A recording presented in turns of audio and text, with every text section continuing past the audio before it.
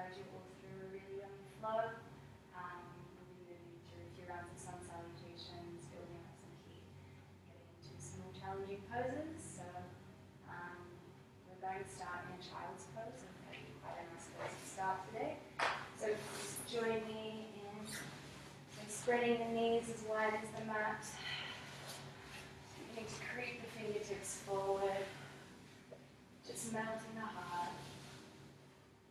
Just letting everything soften. Beginning to deepen the breath.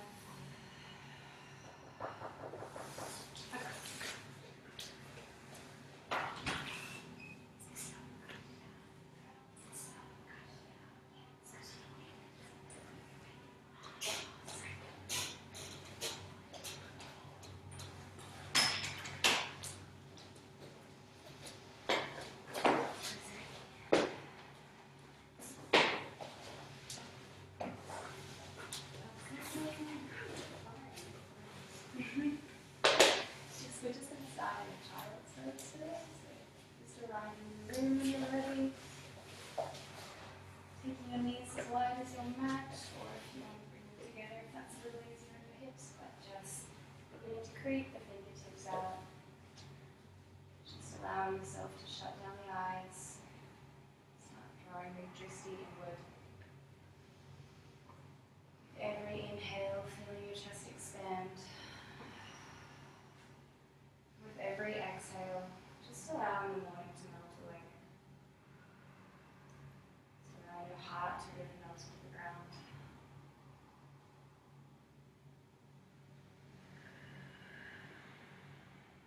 Perhaps inviting in a longer inhale and a longer exhale. So really feeling what it's like to breathe into the heart. As we drop into ourselves, we drop into our bodies. Before making movements, I just wanted to do a little check-in with anyone that might be carrying health conditions, any injuries. Pregnant, just yeah,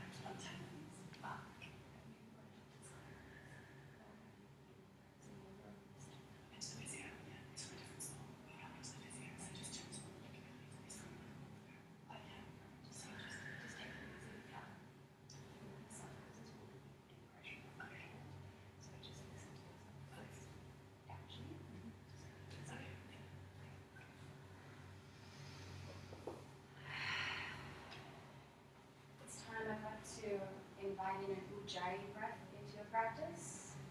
So for those who maybe don't know what the ujjayi breath is, it's a gentle constriction at the back of the throat, almost as if you're fogging up a mirror. It's in through the nose and out through the nose. And you're making a deep oceanic wave sound with the breath. It's deeply calming. It really allows us to drop in and feel into our bodies. Which is what today is all about. I don't know if this resonates with some, but since the change of seasons, I've really noticed a shift in my mood, a shift in my energy. And some days it's becoming a little challenging to stay bright, especially when the sun's down. So today I just want to focus on shifting our perspective from our thinking mind into our feeling body. Just staying open to the experience as we move through postures. We're working on not identifying or labeling, but just experiencing.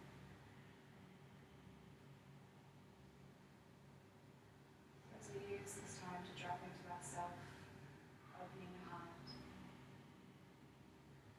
Maybe we begin to invite in a few gentle neck movements. Just begin to warm up the neck, moving our head gently from side to side. Continuing to keep our breath nice and slow and deep.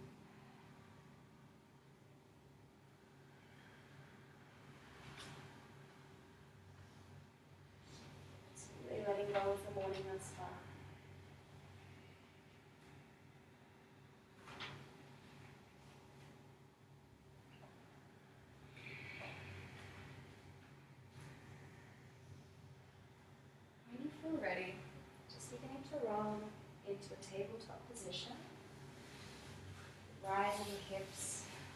above the knees, shoulders above wrists. Just beginning to really ground into the hands, into the tops of the shins. And on an inhale, we're going to scoop the belly down, shine the heart forward, gazing up. As we exhale, we're going to draw the belly back towards the spine, chin to chest. Keep it nice and slow. Inhale as we scoop the belly, gazing up to the sky. Exhale, round to the sky. One more time. Inhale, scoop the belly, gazing towards the sky. Exhale, rounding out the spine, chin to chest. Coming back to neutral, we're going to invite in a bit of play. So we're just going to start taking some hip circles, circling the head, taking them nice and slow. Just noticing where it's shifting in your body. Inviting a bit more fluidity, a bit more play. And perhaps you expand into some other movements that feel nice to your body. Maybe taking and bending the arms. As much as I'm guiding you today, this is your practice. So everything I say is simply a suggestion, but modify it as you like. Trust your own body, trust your own intuition to know what's good for you in every moment.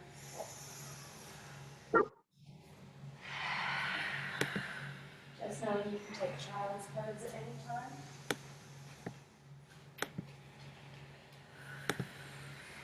And coming back to a place of stillness in tabletop, we're going to extend the arms to the top of the mat, dropping the chest and coming into a heart-melting puppy pose.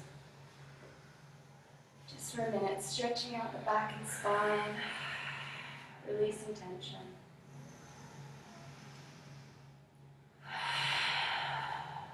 Take one more deep breath here. And then slither onto your bellies. And we're going to come up into a Sphinx pose. So forearms pressed into the mat, maybe grabbing hold of each elbow just to check our alignment. We want our elbows directly underneath those shoulders. Really dropping the belly and inviting a gentle back bending here. Maybe shutting down the eyes if that feels nice.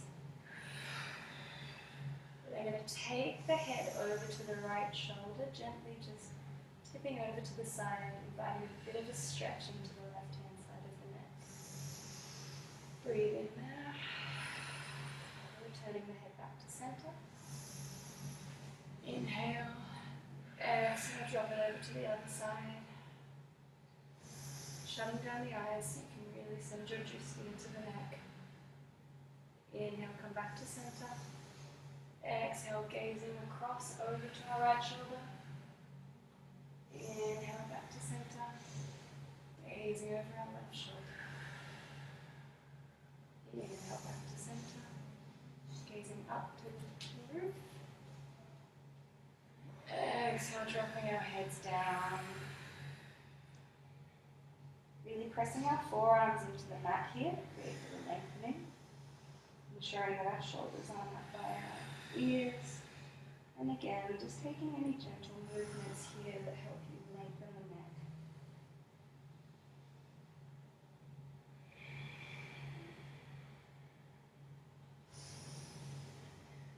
When you're ready, exhale, coming all the way onto your bellies just for a moment.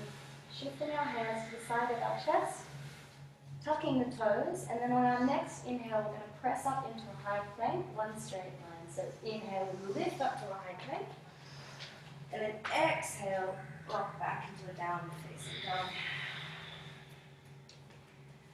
Just beginning to feel into our down dog here, so taking a nice generous bend in the knees, hovering over the mat. Exhale, pressing our heels into the ground. Inhale, bending our knees. Exhale, pressing our feet into the mat. Inhale, rise up on the toes now, waking up the feet. Exhale, press the heels back down.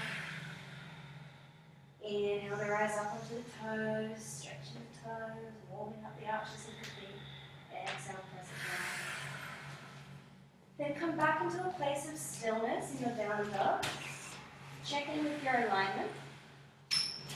Start engaging your pada bandha in your feet. So pressing the big toe knuckles, the outer edge of the feet, and the heels firmly into the ground if you can. Okay, so working towards getting our heels down. And just ensuring that we're not locking our elbows out, so inviting a little gentle bend and maybe shining the elbow creases towards the front of the mat. Just ensure that we've got our shoulder blades in the right position. Reconnect to your Ujjayi breath. Inhale through the nose. Exhale through the nose. Inhale, look forward, and as you exhale, begin to walk the feet behind the hands. So Uttanasana, forward fold. Just grabbing a hold of the elbow creases here. Still moving quite slowly at the beginning of class. Just beginning to rock side to side, bending if we need to feel that connection to our thighs.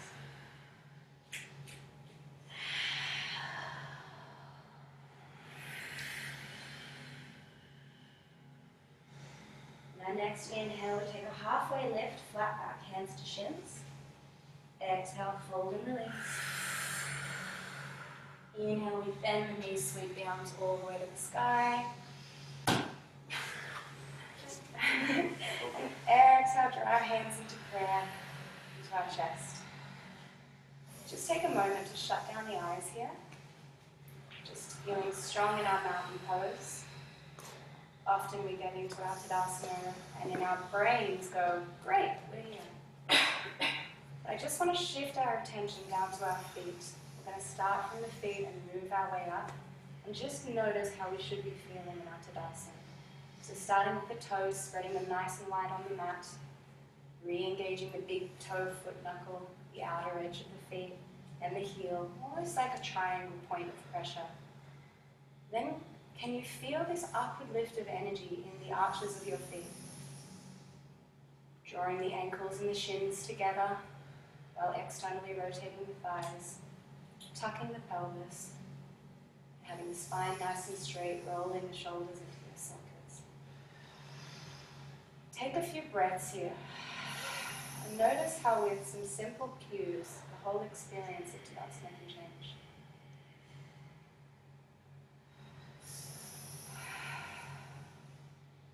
On our next inhale, we sweep our arms up high. Exhale, we hinge from the waist, falling forward with the chest. Inhale, we graze the shins to flat back, halfway lift. Exhale, let go, release. Plant the hand, step back with the right foot, step back with the left foot, so you're in a high plank. Exhale, lower the knees, lower down to chaturanga. Untuck the toes and inhale to baby cobra. Exhale, fold and release. Inhale, press back, tuck the toes and push up into a downward facing dog. And take 3 mindful breaths here. Checking in with your alignment. Checking in with your feet. Ensuring your elbows aren't locking. With every breath, find a little more space. Reposition to reposition.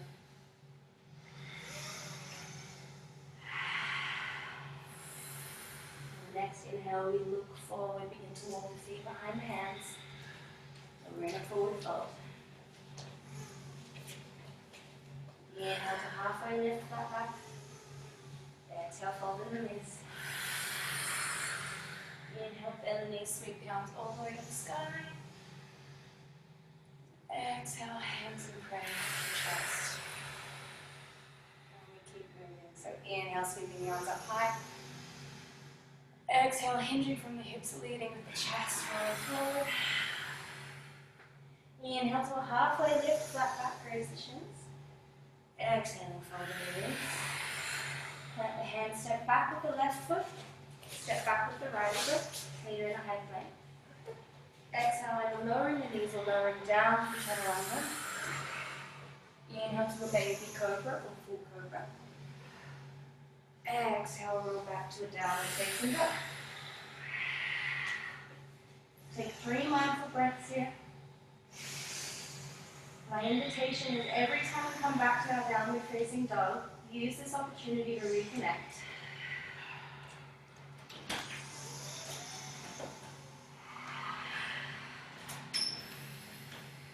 And the next inhale, gaze into the walking the feet behind the hands. Folding, releasing. Inhale to halfway lift, right back. Exhale and fold. Inhale, bend the knees, sweep the arms all the way up. Exhale, hands together. Samasthiti. Inhale, sweeping the arms up high. Exhale, folding forward. Inhale to a halfway lift, flat back. Exhale, folding, releasing. Planting the hands, stepping back with the right foot, stepping back with the left foot. Take an inhale here, nice and strong. Lowering down through chaturanga. Inhale to cobra or upward facing dog. Exhale, roll back to downward facing dog.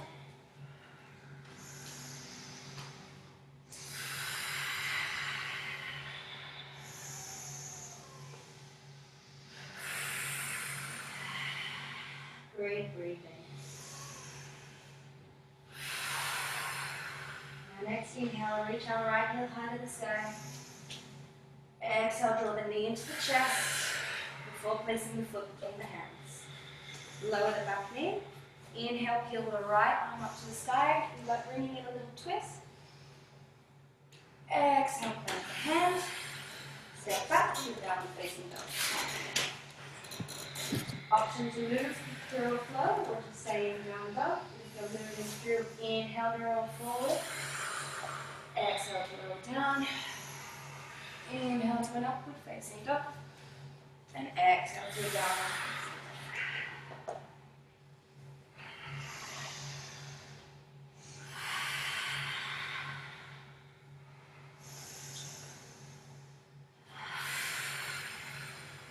Inhale, reach the left heel to the sky. Exhale, draw the knee into the chest before placing the foot between the hands. Lower the back knee.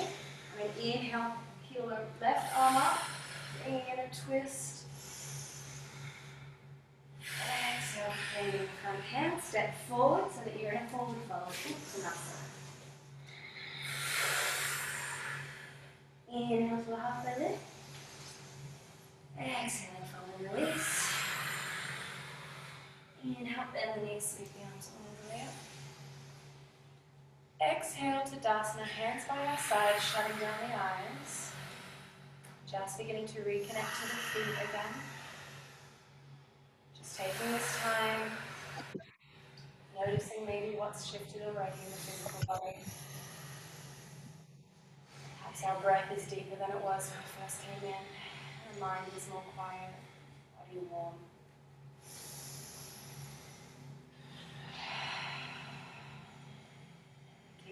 So inhale, sweeping the arms up high. Exhale, hinging from the waist. Forward. Inhale to halfway lift. Exhale, fold and release. Plant the hands, step back with the left foot. Step back with the right foot. Exhale, lower down through chaturanga and move through a flow.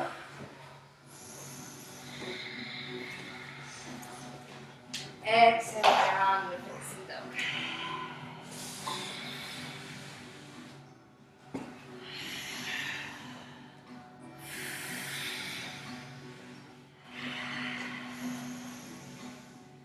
Now next inhale, reach the right foot to the sky. Exhale, draw the knee into the chest before placing the foot between the hands. Lower the back knee. And then inhale, we're going to reach our right arm up to the sky again. But this time as we exhale, we're going to plant the hand, rock back into a half Hanuman so we feel a nice stretch in the hamstrings. Inhale, we're going to roll forward into a low lunge, this time reaching our arms up high. Feeling that stretch in the hip. Inhale to lengthen. Exhale, rock back to half Hanuman. Inhale, roll forward into low lunge, reach your arms up high. And then this time we're going to spread our wings open to the right and bring in a twist. Breathe here. Inhale, reach your arms up high. Exhale, take it back high on and again. Inhale, roll forward, plant the hands, tuck the back toes, step back to the downward facing dog. And move through the flow. So inhale, rolling forward. Exhale, lowering down, chaturanga. Inhale to an upward facing dog.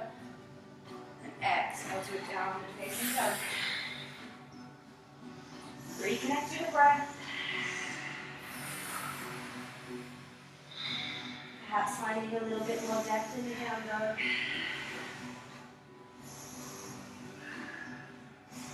On the next inhale, reach the left heel high to the sky. Exhale, draw the knee into the chest before placing the foot between the hands. Lowering the back knee on an inhale, we lift our left arm high, bringing in a twist. Exhale, planting the hand, rocking back to a half mountain line on the left. Inhale, rolling forward, reaching our arms up high. Noticing where that's shifting in the body. Take an inhale. Exhale, rock back to half mountain line. Inhaling here, roll forward, back up into a low lunge. Take an inhale here. Before exhale, spreading our wings, taking a twist over to the other side. Arms nice and strong. Inhale to expand, exhale to contract. Inhale, reaching our arms back up to the front. Exhale, framing the front foot. This time stepping forward into Uttanasana, forward fold. Inhale to a halfway lift. Exhale to fold and release. Inhale to bend the knees, sweep the arms all the way up to the sky. Exhale, hands into the crown of the chest. Just taking a breath here.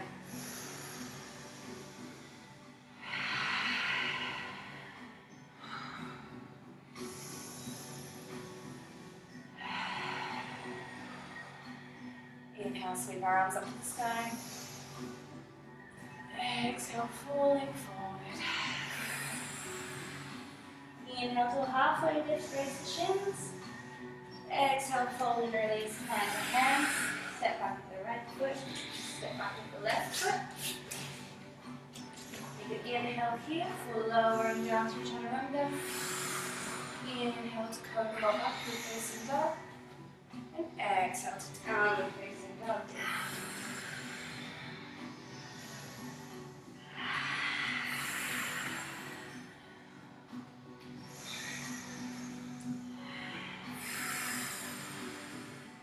Inhale, reach the right heel to the sky. Exhale as you open the hip, bending the knee. Breathe into the hip here. And if you're feeling playful, perhaps you roll over into wild thing. So taking that leg all the way behind you, extending the right arm, gazing beyond the fingertips. Really lifting the hips here. Feeling good alignments, inviting a bit of play, a shift in perspective. And then exhale, planting the hand, coming back to a three-legged dog. Exhale, draw the knee into the chest. Placing the foot between the hands. Inhale, we reach the right arm up to the sky. And with our exhale, we send the hand over top.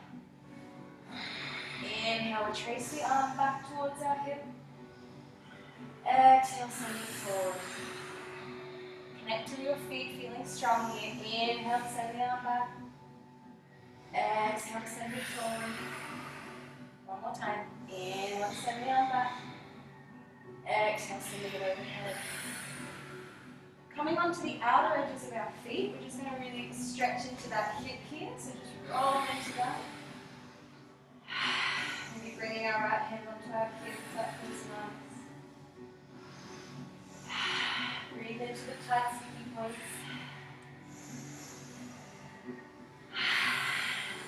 Exhale, returning. Our hands step back to downward facing dog. Option Option to move through a flow, rest in child's pose or in your down dog.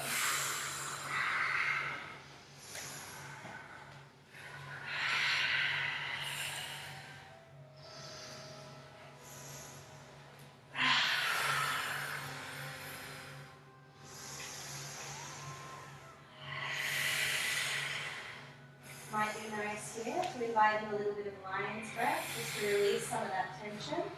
So you inhale through the nose, open the mouth, extend the tongue, and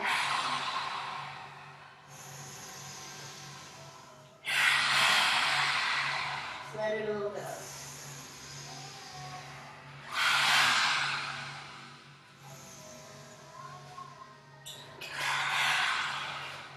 Alright, come back to a place of stillness.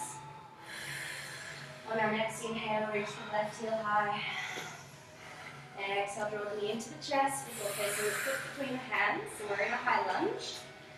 Grounding through the right hand. Inhale, we feel the left arm high. Exhale, send the arm overhead. Inhale, trace the arm back towards the hip. Exhale, send it over. Using your legs to feel strong here. Inhale, trace. Exhale, send it back over. One more time. Inhale the trace. Exhale to send it over. Rolling onto the outer blades of the feet. Noticing how that shifts the pose. Maybe bringing our left hand onto our hip here. Shutting down the eyes. Sending our drishti to where we feel stuck. And then sending the breath there.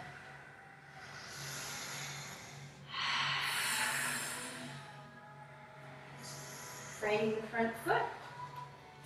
Inhale to step forward to Uttanasana. And at this point, just interlace the fingers behind the back here. And just hang out in Uttanasana. Arms extended over the head. Take some deep breaths. Close the eyes.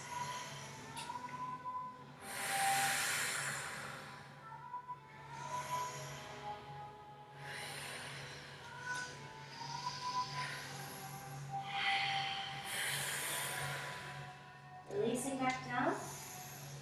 On our next inhale, take a halfway lift. Exhale, fold and release. Inhale, bending the knees, sweeping the arms all the way up.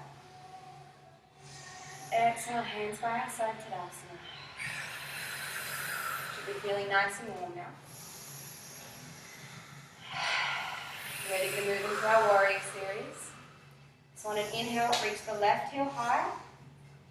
Stepping it behind and coming into our warrior one.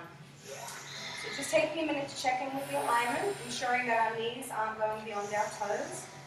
That our foot may be slightly shorter stance than our regular warrior two. Drawing in the navel, biceps strong by the side of our ears. Inhale here and then really sink into your warrior one. Strong warriors. Inhale. And exhale, spread our wings so that we're in a warrior two. Just quietly ask yourself, where did that shift? What changed as we opened our arms? Our legs are strong and stable. But perhaps we're really feeling it now. On our next inhale, flick up the arm. We're going to take it back to a peaceful warrior. Feeling a nice lengthening in the side body. Exhale, bring the elbow to the right knee, take it over for a side angle pose. Feeling a lengthening from the left ankle all the way to the fingertips. Breathe here. One more breath. Circling the arms down, framing the front foot, step back to the downward facing dog. Inhale, roll forward into high plank. Exhale, lower down from chaturanga. Inhale to an upward facing dog. And exhale to downward facing dog. Reconnect to your breath.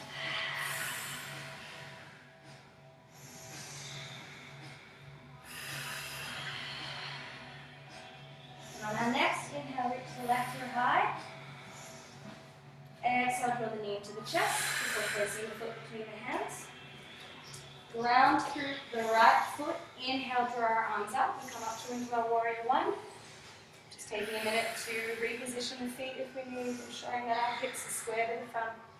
Take a nice bend in that front leg. Bring the navel in.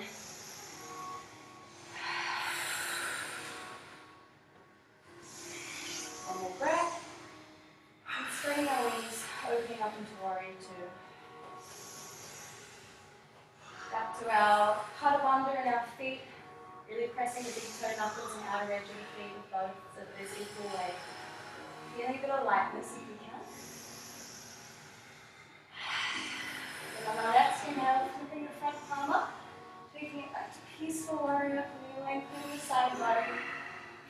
And exhale, taking the elbow to the knee, reaching the right arm over for a side angle stretch. Really begin to shine that top arm open so that we're not collapsing over. And perhaps maybe lifting our bellies up a little so we're not dumping all our weight onto the elbow. One more breath here. And circle the arms back down. Press back to a down facing dog.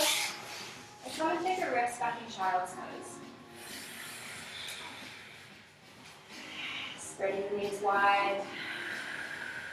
Shut belly eyes. Slowing down our breath. Maybe feeling our heart beating a little faster. A bit more life and movement moving around the body.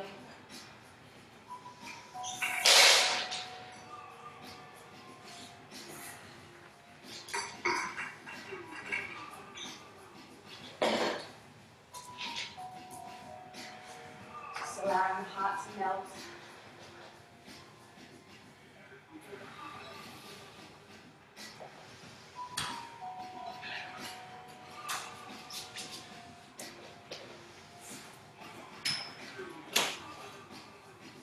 Taking a sip of water here.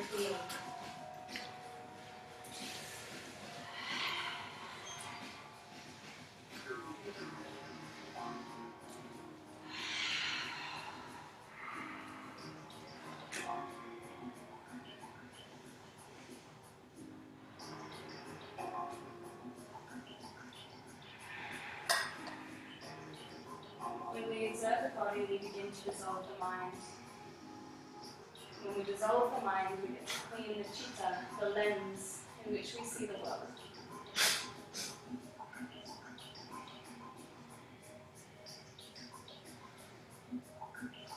Through daily practice of yoga, just allow ourselves to wipe off the grime of experience that may build over time, so that we can experience the world around us more clearly, more fully, with an open heart. An open mind. So just enjoying one more deep breath here, in through the nose and out through the nose. When you feel ready, begin to tap the toes, spreading the fingertips wide, pressing back up into your downward facing dog.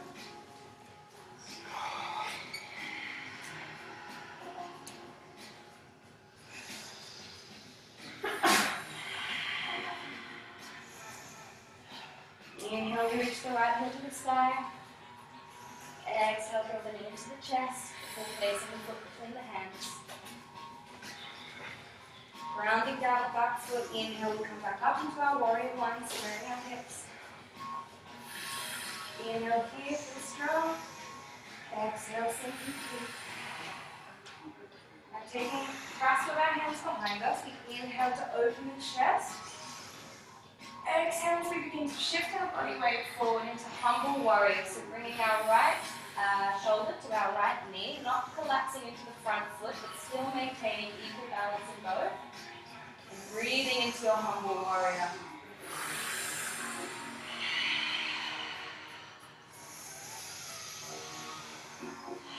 One more breath to the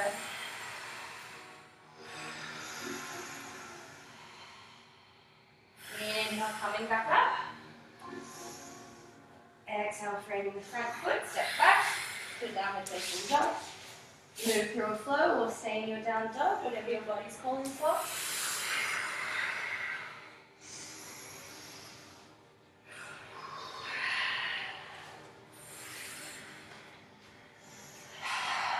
strong and steady in our down dogs. On our next inhale, lift the left heel to the sky. And exhale, draw the knee into the chest before placing the foot between the hands. Lowering down through the back foot. Inhale, we rise up to our warrior one. Squaring up with the hips, growing in the belly. And sinking forward into that knee. So you can grasp with the hands behind our back. We inhale to open the chest, shine heart towards the ceiling. And exhale, begin to shift the body weight forward, so the right shoulder is in at the left knee. Ensure that we're not splaying out in the left knee, but staying nice and strong and stable.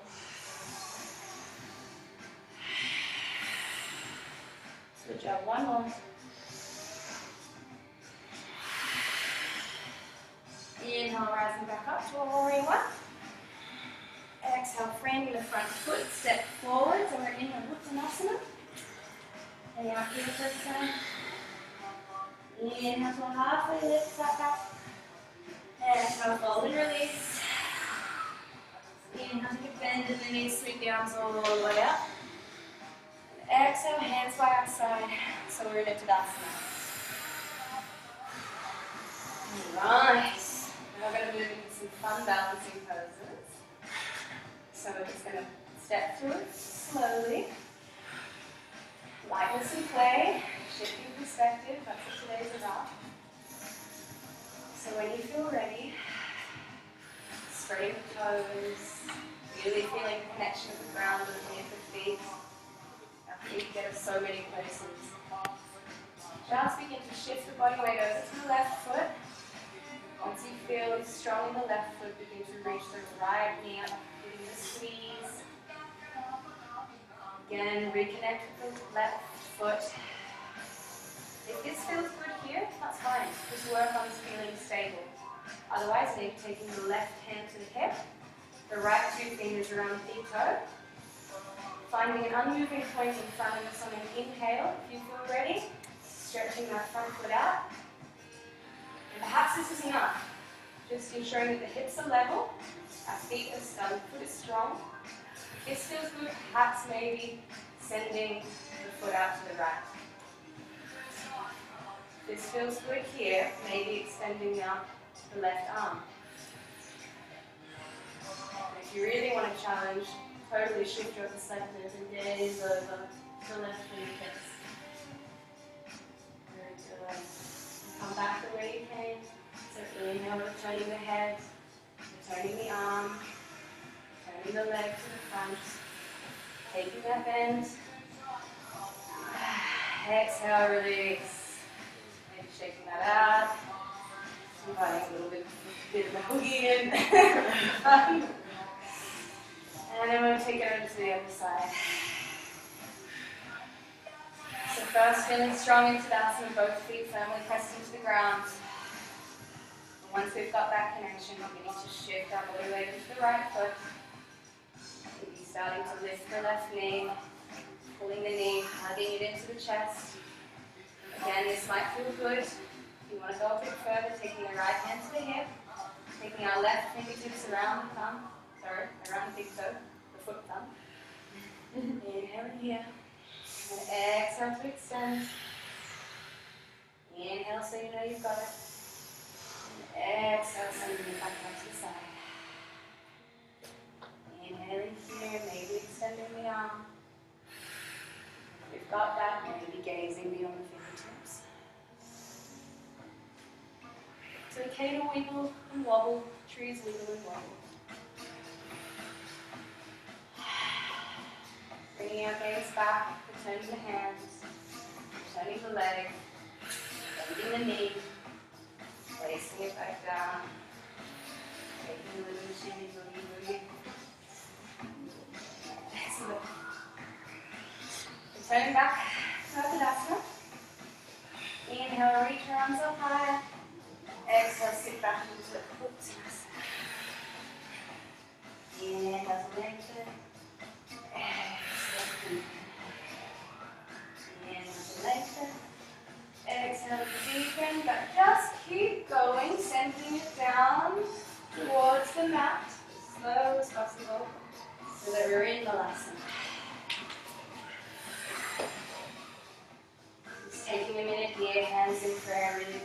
out the knees. Aiming to try and get our heels to the mat. Extending out the left arm, we're going to take the right arm to the sky and really use that to twist the body open. Feel a nice lengthening. Exhale, turning our hands to prayer. Taking a breath here.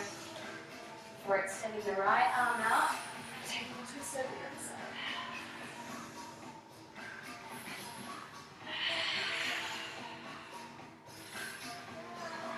Turning our hands back to center. And then coming on over onto our buttocks. We're going to come into a dragonfly. So we're going to keep our legs about 45-degree angle each. Coming up onto our sit bones. Nice and a bit of Tetris. Perfect. Alright. We're going to inhale, lengthen our arms up. And then we're going to start to hinge from the hips, keeping the back straight as far as we can go before dropping our hands. So we really want to make sure that we're not rounding out the spine, but we're standing up nice and straight. And then begin to create the fingertips forward. Maybe shutting down the eyes so that you can draw the drishti inward.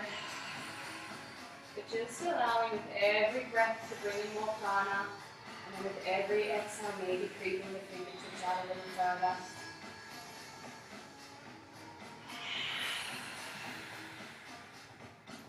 Might be nice to send the fingertips over to the left. Notice what shifts in the body. Maybe you start to feel the stretch in the side as well. A bit more intense on the left hamstring.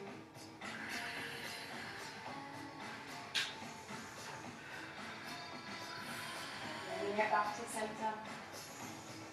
Rolling the fingertips over to the right.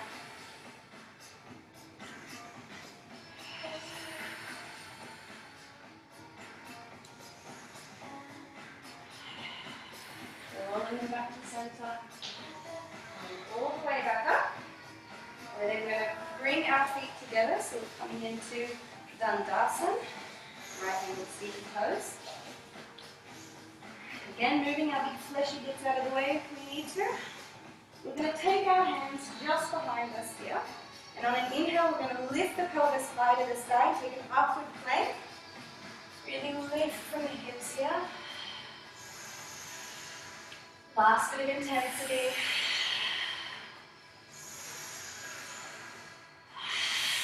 One more breath, lift a little higher.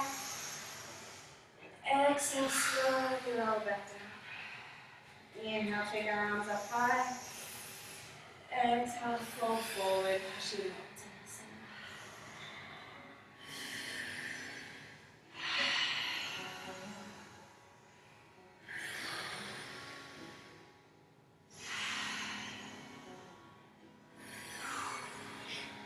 Just keeping our chest up. Nice and high, really reaching forward, the same way we did in dragonfly.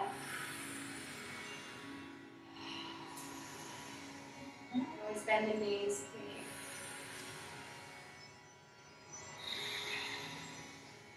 Starting to slow down the breath.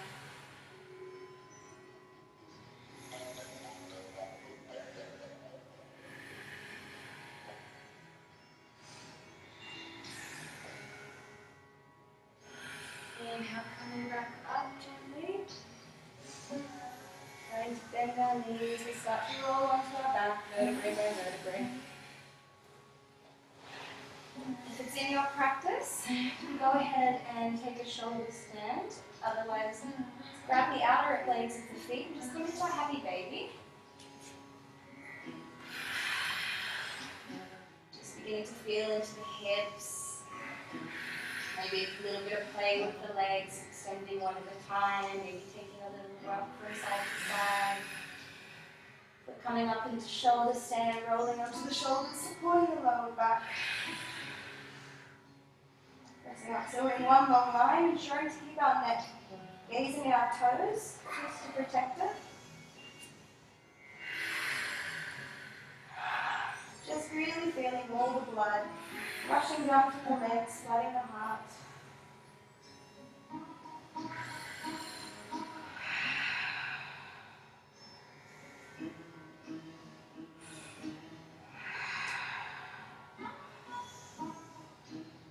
for a shoulder stand, we might want to send the feet over our head to bow.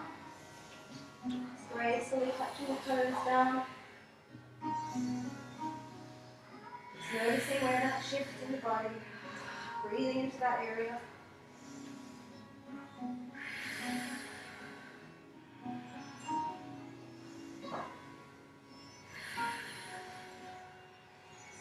And then keeping our feet over our head, we're going to bend the knees, using our arms to slowly support us coming down, vertebrae by vertebrae, as slow as possible.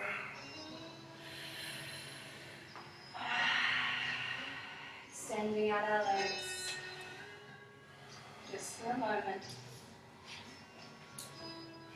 And draw the right knee to the chest, give me a squeeze. Massaging the internal organs. Extend the right arm out by the side.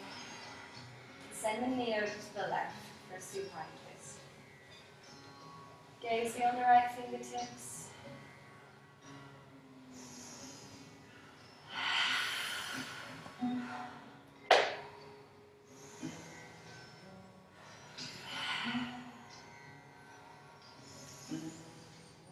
Inhale, bringing it back to center. Switching over the legs. Bringing the left knee in to hug the chest. Before taking that over to the right side of the body, extending the left arm out, gazing on the fingertips.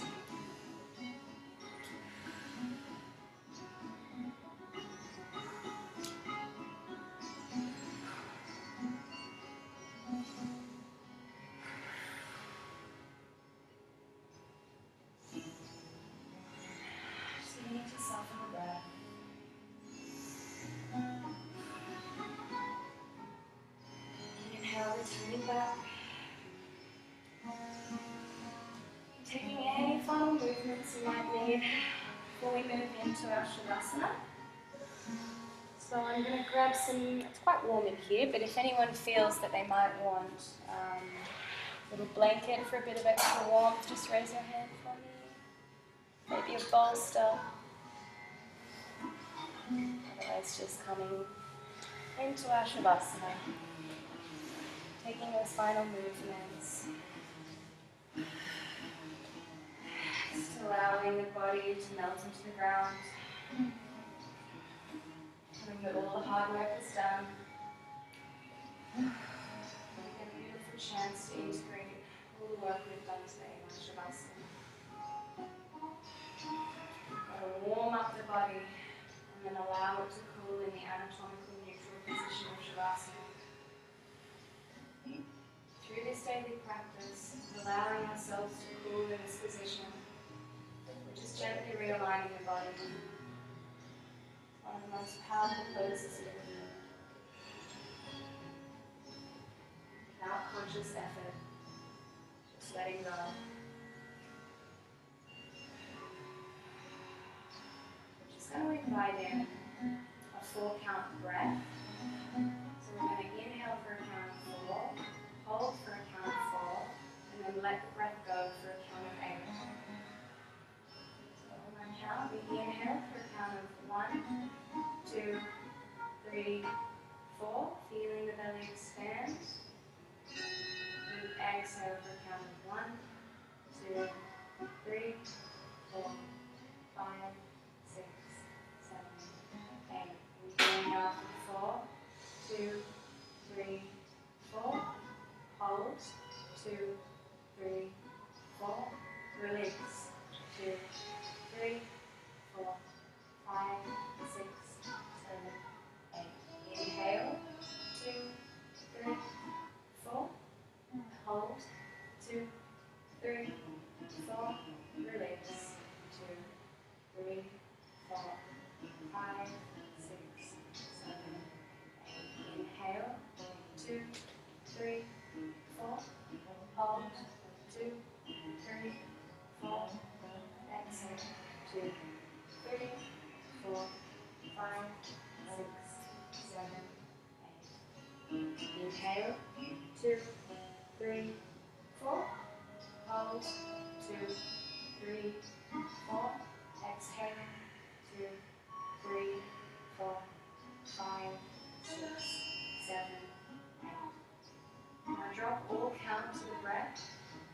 Just allow yourself to slip into natural rhythm, coming into a place of stillness.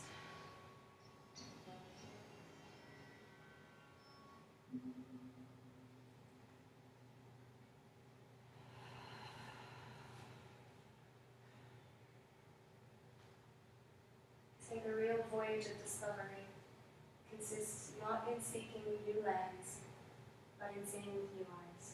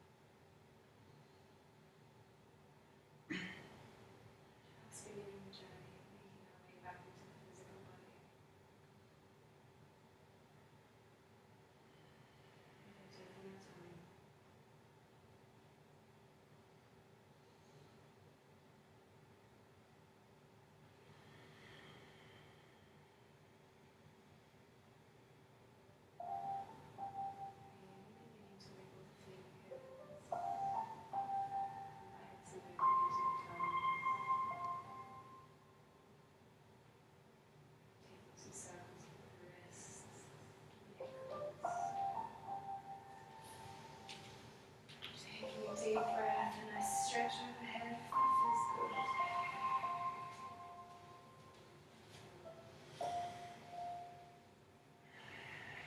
Keep your eyes closed, your gaze soft.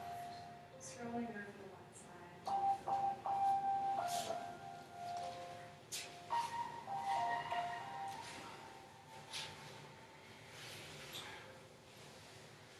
Just taking a moment here. Just a few more quiet moments with yourself before you're into your day. Taking a gentle moment just to honor yourself, thank yourself, showing up and doing your best every day.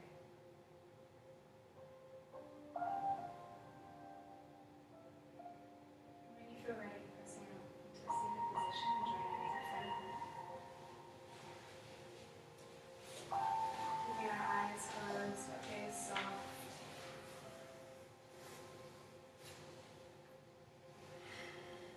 Just enjoying the sense of stillness, sense of quiet around us.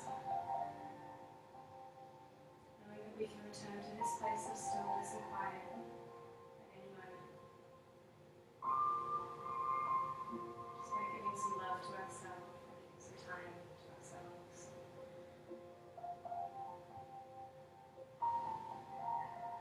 I hope that after today, going to your weekend with a shift of perspective. It's been my pleasure to guide you through today. Bring your hands on heart center and practice. I recognize that the light within me is the same light that's within each and every one of you. Which is why we seal our practice at the end by saying Namaste. Namaste.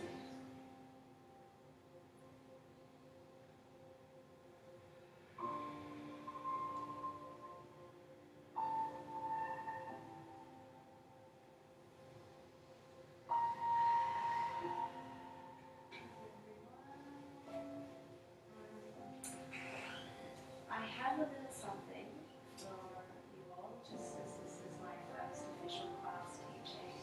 I wanted to share a little bit of magic that I use in my daily life that helps me. So I've got a little selection of crystals here, and I would like that to be a little marker of today and a little memento for if you ever need a bit of gentle support or you need a bit of a shift in perspective, just to return back to this stone. So there's clear quartz and some amethyst here. So I'll just pass it around and just pick whichever one intuitively feels right for you. You can have it in your bag, in your pocket, under your pillow, wherever feels right. There's no right or wrong way to use crystals, but for me they become really good grounding points and support stones. So hold it, love it, maybe in moonlight, cleanse it with sage. Thank you for joining me. Thank you.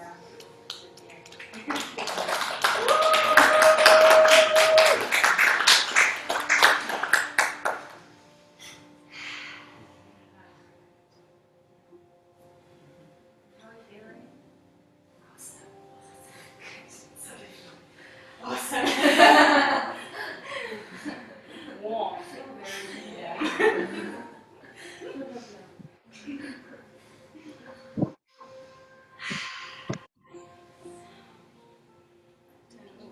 Really dark anyway.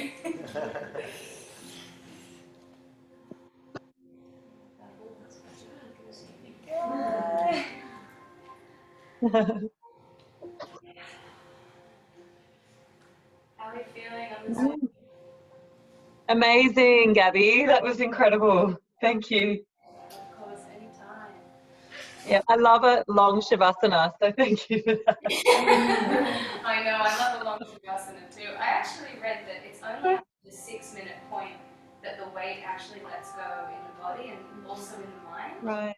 So until that 6-minute point, we're still kind of holding and then we bliss out. So. Mm. Interesting. Yeah. There's a crystal for you guys too. Oh, thank you. Thanks. Teleport it through the Zoom. Thank you. In my heart. That was amazing. Yeah, it really was. Absolutely amazing. And thank you, Anna, for bringing this. I had a wooden bowl and then I got here and went, left it at home. But it's good that you brought this. I can put it on something. As this is my second class, we often do feedback. So if you want to stay, if you like, or if you want to go off and enjoy your day, feel free to do that too. But yeah, the rest of us will just hang out here and talk all things yoga. Thank you. If you like that, I'm holding classes on Tuesday morning at 7:30. So, goodness. Yeah. Thanks for coming.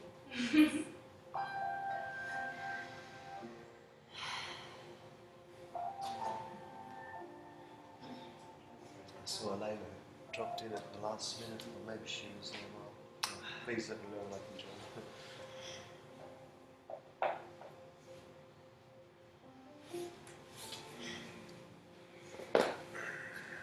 Oh, Tuesday. Someone's there.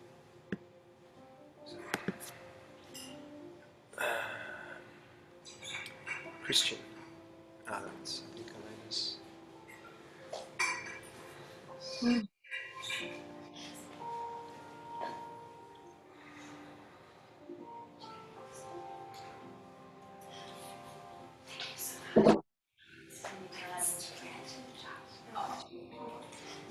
Yeah, let's do it. Let's do it.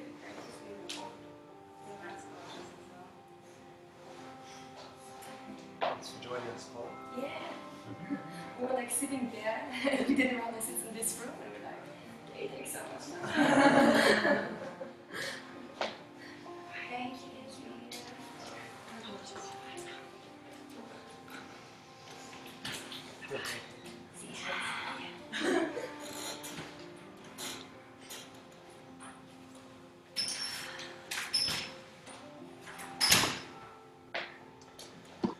Do you want to just sit there and turn the music down a minute?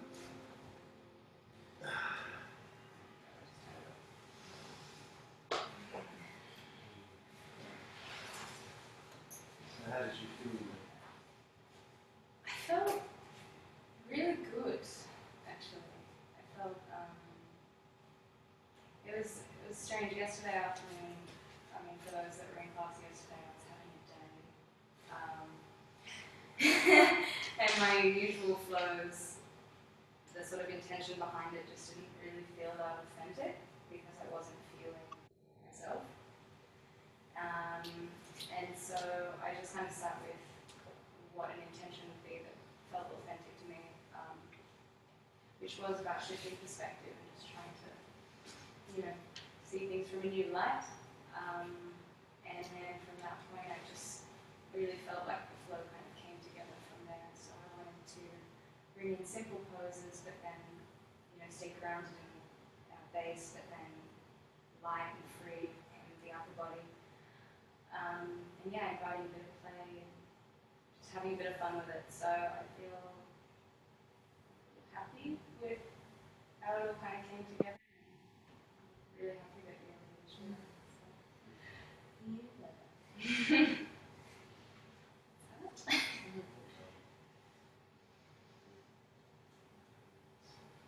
Thank you for getting the coachy times for me as well. How did everyone feel?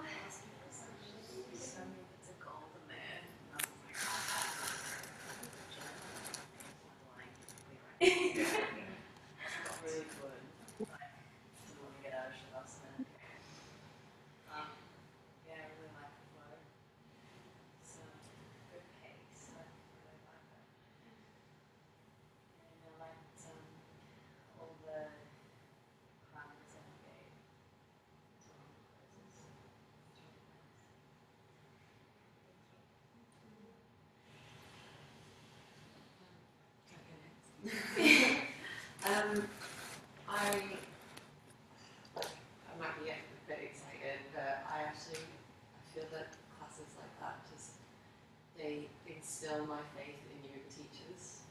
Like I really feel that you believe like you are in what you're teaching, and it's not just moves for you. And I really felt it. So yeah, I love the flow, love the dance like quality of it, love the lightness that you brought into it, love that the jokes that you made were actually funny rather than like sometimes it can feel a bit, not yours obviously, I mean like I've been to classes before where teachers tend to try and tell jokes and they can be a bit laboured, but it just was so natural and like playful at the same time. And sorry I was late. I was just like knocking all my water bottle over and it's perfect. That needs to happen. Graceful by name, but not by nature. So, and I love your outfit, and I just generally love you. Like, you're awesome. Thank you so much, Grace. That's such beautiful feedback. I think literally the only thing, like, I was like, oh my god, I want to say something like this feedback that's like kind of not just being like, I loved it.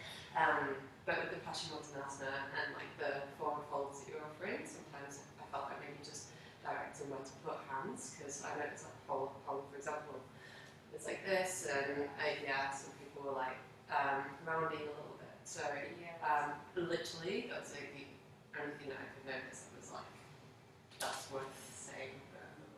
You're totally right. I did notice there was some rounding. I was like, oh yeah, didn't do that. Yeah, as well as it. Yeah, but teachers don't. It's really rare that teachers do that. Like it was, we sort of talked about it in the lecture, right? So yeah. Thank you. And that, I mean, that's a good point. And on that, like, I mean, you could break down, obviously, like we know now, every pose you could break down, numerous scrums, numerous cues, numerous everything to really fine tune it. But then if you were obviously doing that for every pose, you want to do a few poses. For sure, yeah. So I mean, good point. But then that's the thing to bring up as well. That you've got to pick your moments when you want to break a pose down or when you want to really. But I mean, I think on that too, sometimes it's about being intuitive. I mean, maybe you come in with a plan, you want to work on a particular pose and break that one down, but also being intuitive if you see someone in the room doing things a funny way or whatever, then that could be a cue for you to workshop a bit, to suggest how to adjust it. That was like better than like paid yoga classes that I've been to. Exactly. Like more than a real class, but like I think that your knowledge and understanding and exactly what you were saying, that embodiment of it is really impressive, and I really love the transitions. I love the returning back to Tadasana. It's really anchoring. The flow between poses was like amazing.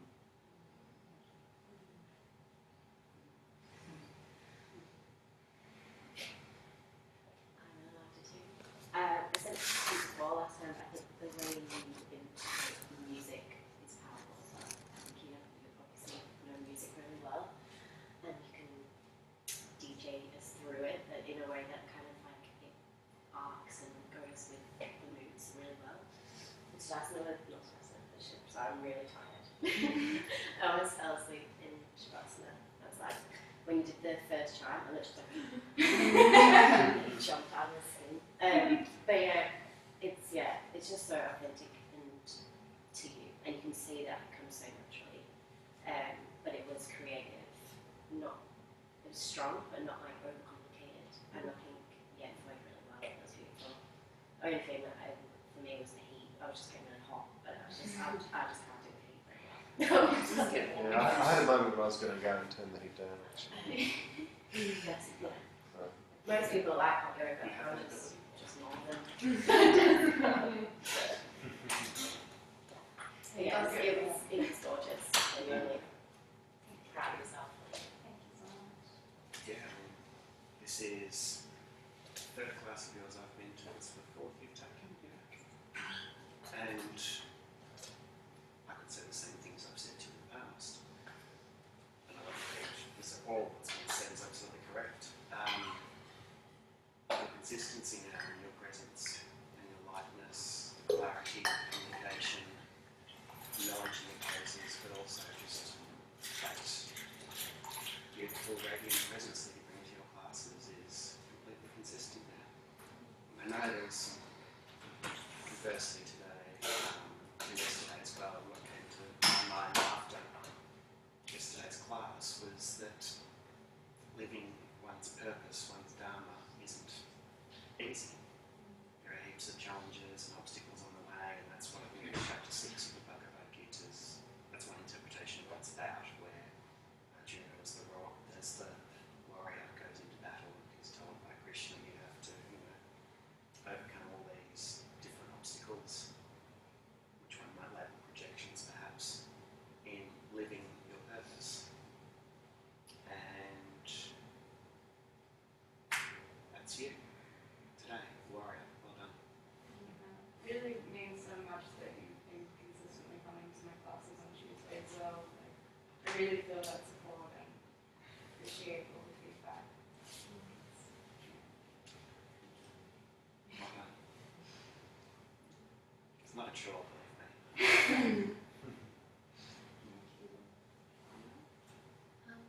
felt like you had a really powerful kind of marriage of very traditional, strong, static yoga poses, as well as integrating, I guess, more of that like modern flow where you see like the elements that the Western world has brought to yoga as well, with dance and dancing, but yeah, like people say, rather than complicating it too much, you've got a really beautiful flow that I feel engages my flexibility, but at the same time, it's a very strong practice. And, reminds me of a very, Ashtanga styled routine practice, but also bringing in flow and practice.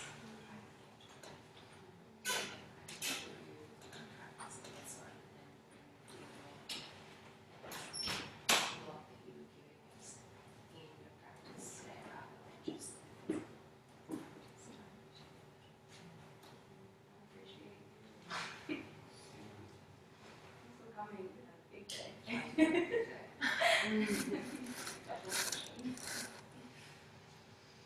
How about you guys online? Any feedback there? Pam? Well, I'm just in awe. I mean, I can't fault it. I wish that I was actually there doing the class. It would be one of the classes I would definitely be going to weekly if I could. It was strong. It was like everybody said. This. You can see there's so much. There's time that's gone into it. Thought. It was very thoughtful, and the theme flowed. Yeah, it was amazing. Gabby, I bow down to you. You're already a teacher, so yeah. And watching the moves, just you're so graceful and it's inspiring. I mean, I'll never be able to do that, but to be able to, be inspired is, something that it doesn't matter how old you are. Yeah. So thank you. That was brilliant.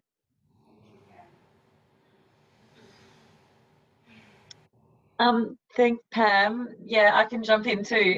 Yeah, Gabby, it was hard to sort of distinguish between the teacher in training and the teacher. Like, you really just were so polished, and also natural, I think, as well. Like, I felt like you talked kind of just the right amount. Like, you explained where you needed to and didn't over-explain. And I think your language, as well as the structure of the class, really did flow. I think another thing I really liked about your vinyasa flow sort of sequences was that they sort of seemed related to each other and they kind of built on each other, like with the using sort of some of the twists and the side angle sort of lateral extensions and so on. And the other thing I liked that you did was rather, you know, not just leaving the kind of philosophical sort of moment to the end, but creating that space sort of partway through the class, like when everyone was in child's pose, to sort of talk about yoga and talk about, you know, why we're here. I thought that was really nice, that kind of sort of philosophical just moment in the middle as a break. The only thing I wasn't sure about was whether or not, did we miss doing Wild Thing on the other side? Or that, Yeah, like 2 things that you missed. Did I? Yeah. that's only because that was the only kind of just because I'm a pattern matcher. That was the only thing that, in terms of any sort of feedback, whether or not we were to do. Oh, that's right. So I went up to Uttanasana and then out. Yeah, I didn't. Oh, yeah, good. Well picked up. I didn't pick it up. I'm usually the one in the past. So that was the only thing. And I'm going to echo Grace's comments as well about the outfit. Like, I know it's not about Lululemon or anything, but there's something about wearing beautiful colours. I think it's just like you wearing your beautiful colours kind of is, yeah, it's really nice. Like it's sort of, you know, even though I'm by Zoom, it sort of does bring a really nice kind of like feeling into the space. But yeah, it was excellent. Like, well done. You should feel really proud of yourself. And yeah, I wish I was there in person. Anyway, it was just beautiful to be a part of. So thanks. Oh, thank you so much for the feedback, Philippa. Great pickup as well. Yeah, that was a good pickup. Wow, yeah, I'm really struggling to fault anything. Not that I want to, I'm here to fault things, but just to give, you know, any constructive criticism. I'm pretty in awe of how beautiful that was. That was incredible. Well done. I mean, it just makes my heart sing when all of you come to the mat to do this. This is kind of like the real epitome of what we've been doing, what we've been practicing for the last, some of us, you know, 8 months, and some of us only 3 months. But nonetheless, we've all dived in and done our best to explore this practice. And then we come here to shine and embody what we've learned. And it's so beautiful. It makes, for me, it all worthwhile, what I do. This is kind of the peak of it. So, you know, a little emotional, actually. My heart really, and my hat goes off to you and Claudia as well. Like, I can't even begin to describe how transformative that retreat was for me, and just in like peeling back some layers and really being able to kind of step into this and shine, I guess.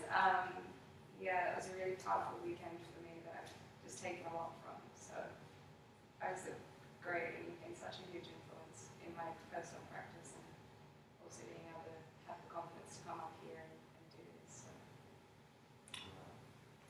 So grateful too. And it kind of doesn't surprise me really. The time I've known you, from what I've seen, the way you're a sponge, you know, you just taking the knowledge, you're really present, you're really, really there, taking it all in. So it's good to just see it shine out there. It's visible like that. I love the way you brought in, like someone suggested, I think maybe Philippa, you suggested how she weaved in some of the philosophy in times during the class, and brought in some of the sutras, essence of the sutras in there. Which was great. In a nice, easy to digest way, without getting too down the rabbit hole, too philosophical. Just beautiful. Yeah. But we're going to do a spine twist section today, twisting. And so maybe that's my only, if I could pick something, is say it would be maybe nice, and we'll explore that today, at the start of the class, to bring in a twist.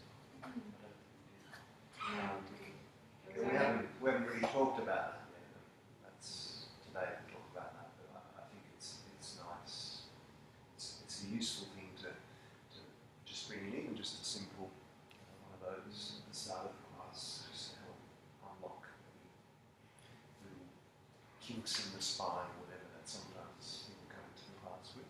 Yeah, that's how I wanted to bring in like the sort of fluid circles. But yeah, you did that. But yeah, it wasn't any like straight up twisting.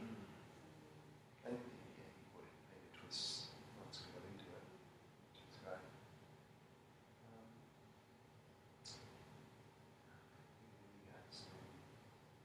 Yeah, you missed a couple of things that I found out about afterwards. Thank you for that. But we do that all the time as teachers. You know, it's kind of like it's being real. My only other thing is a question. Yeah. About sphinx pose and about the neck. I've taught it once in the beginning course, and I gave instruction about stretching the neck up, possibly if you want to go further, and then I did it, and I thought, oh, I'm not doing that again. I'm just not sure about if we should actually give that kind of instruction or opportunity to stretch the neck up, or if we should try and keep the neck as just an extension of the spine, and if the extension of the neck only comes when you go to like a full cobra or a seal pose. Because it's showing my neck, so it's Yeah, it's a good thought. because when you're here, Yeah. just if I'm not making this clear, just say, and you throw your neck back like this, you kind of get a bit wedged because your shoulders are locked in place. But if you throw your neck back and you're in seal, which is not something I actually like doing, but let's go, then there's a bit more room for your neck to actually move back, which feels good now. So it's just, I don't know, it's just a question really. Because Yeah, that's a good one. It's a good point. I think. just, yeah. Depending on how you're lifting your neck back, because it's like there's a difference between just putting your head back and then actually just lifting your chin with your neck still straight. Or crunching. Yeah, like I think not just going like that. Okay, that answers more a question. And I think it'll depend on, again, individuality of anatomy of people. But it's definitely a good point. There was for a while this big debate about Bhujangasana, cobra. How do we have the neck in the cobra? Do we look ahead? Do we tilt the head back? And a lot of sometimes the traditional Indian way was to do this whole kind of tilt the head back kind of thing. But I think some of the kind of more Western anatomical theorists would have said, debunked that that's not a good form of to do that. Pushes you at the base of your, about C7 vertebrae roughly. It's the very bottom of the cervical spine. But maybe that's just me. So I think again it's you know, for some people it would be okay and some not. But probably yes, we would err on the cautious side not to. So good point. And you did a weird thing on the side too, which I thought that was quite interesting. Yeah, just like stretch. So I think that's okay. I think that's good. You know, we can turn the neck. You did that too. Yeah. I wanted to like get all the rotation of the neck, but I didn't. I wasn't. My neck kind of went back, but it's a good point if it's not safe or if it's stuck or. Yeah, it's a good one to consider. Like even the old neck rotations. I remember when I came out of teach training, and I was taught that you had to do the full rotation, and I was doing that in classes, but to a class of osteopaths. And one of them came up to me and said, "No, that's not good for you." Well, she said, "It's not good for some people's necks. You've got something going on, and the neck doing that full rotation could actually aggravate it. So her suggestion was always just the windscreen wipes to the front, one way, and then the other way, but not the full rotation." Do you know why? Well, she said if you've got something going on, I don't know what she meant exactly by going on, but I'm guessing if anyone's got any maybe just issues with maybe the discs or you know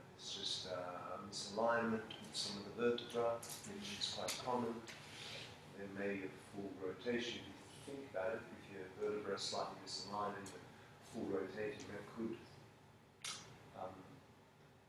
deepen that misplacement that's already there somehow. I don't feel, sorry, I wanted to say that I do feel like a difference between like if I was here and doing that versus just being here and then lifting the chin. Because my neck isn't actually moving. Like there my neck crunches and moves. But like if I just lift my chin, I don't actually feel anything in my neck. And it's not like my chin will go all the way back. It's just like way back. It's almost like a stretch of the throat. Yeah. Or It's like starting here and lifting the chin instead of like pulling the whole head back. It's better. That's a good one, lifting action. But I'll probably just wait till giving like an advanced class to be able to say, okay, lift your chin now. With the shoulder, when you were talking about the spine, I can't do 2 rounds of it in succession. can't do. You know, like, well, I it's super comfortable, so probably agree with the osteopath on that one. Like, I get crunches, and I don't think that it's not like a good clip. It's like a don't do that. It's a warning. Yeah, your head's gonna fall off. Do that one more time. I remember going to chiropractors and they would, particular school of chiropractors, and they would just, turn your head around and around in their arms and just crack it to one side. Loud crack. And this is what I used to put up with from the age of 10 until about 22 or 23. And I went to one in particular who, I called him a 3-crack wonder because that's what he did. He'd crack your back in 2 places and give you a neck and almighty wrench. And from the Washington, apparently this is something done in Washington DC, or DC located school of chiropractic studies. And this guy was in Mildura with another guy who was from the DC school, so they'd been exiled to Mildura. That's how their practice was. I felt good for about 45 minutes, and then the rest of the week I felt absolutely horrible when I, even then, as unaware as I was of all this, as naive as I was as a 22-year-old, I was a very naive 20-year-old. I've never gone back to a chiropractor since. It's got other forms of practice, just because that was so hideous. I went to a network chiropractor. Some of my chiropractors are very good, by the way. So. But the network chiropractor, they don't actually crack your back. They just connect the energetic points, and then you lie there, and it's like she's like, just breathe and let your body move up once. And as you're doing it, your body's like cracking while you're just lying on this bench. And she said the reason why most people feel so horrible when you crack their back in that way is because there's so much energy and emotion and even sickness and everything stored in there. And you just like pop it open, and it's like all the energy channels. It's like if it's not ready to come open like that, it's not really good.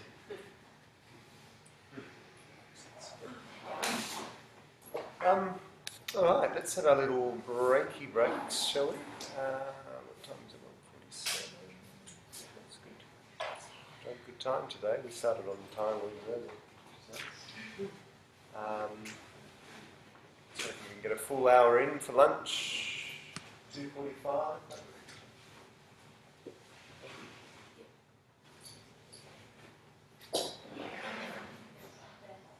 All right, guys, 2:45. We'll come back to the Zoom.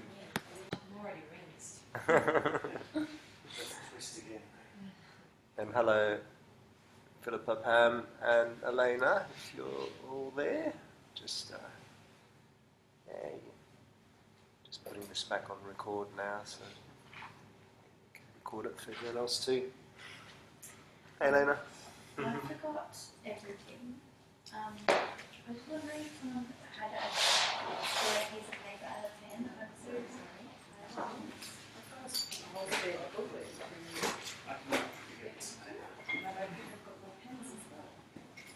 Do you need this though? I can just rip out those pages afterwards. This paper's made, this book's made for us, so you want Oh to yeah, that's a good idea. I was a fan of the hardware when I lost pages. Thanks everyone. I've got my book and my notebook. Just get there. You brought yourself. I brought myself. BWK without you, then I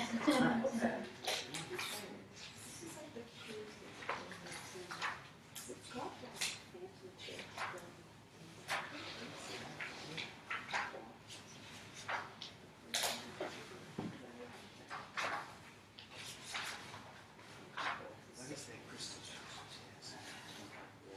and just going back to your ice cream analogy.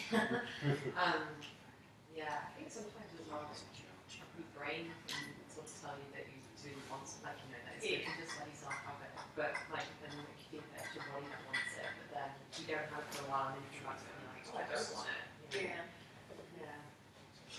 That's really funny. Yeah, there's a really good book called Cupid's Poisoned Arrow, and it's actually about sex and relationships and how the orgasm like ruins relationships.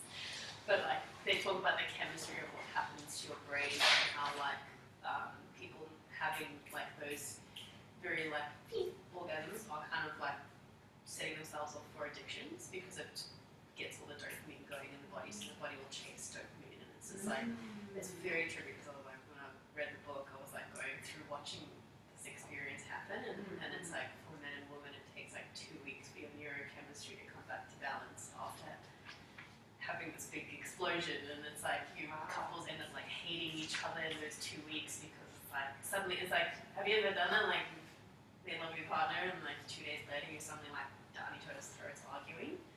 It's like they say that that's just the hormones in your genes saying get away, we've made love, let's go find the next animal.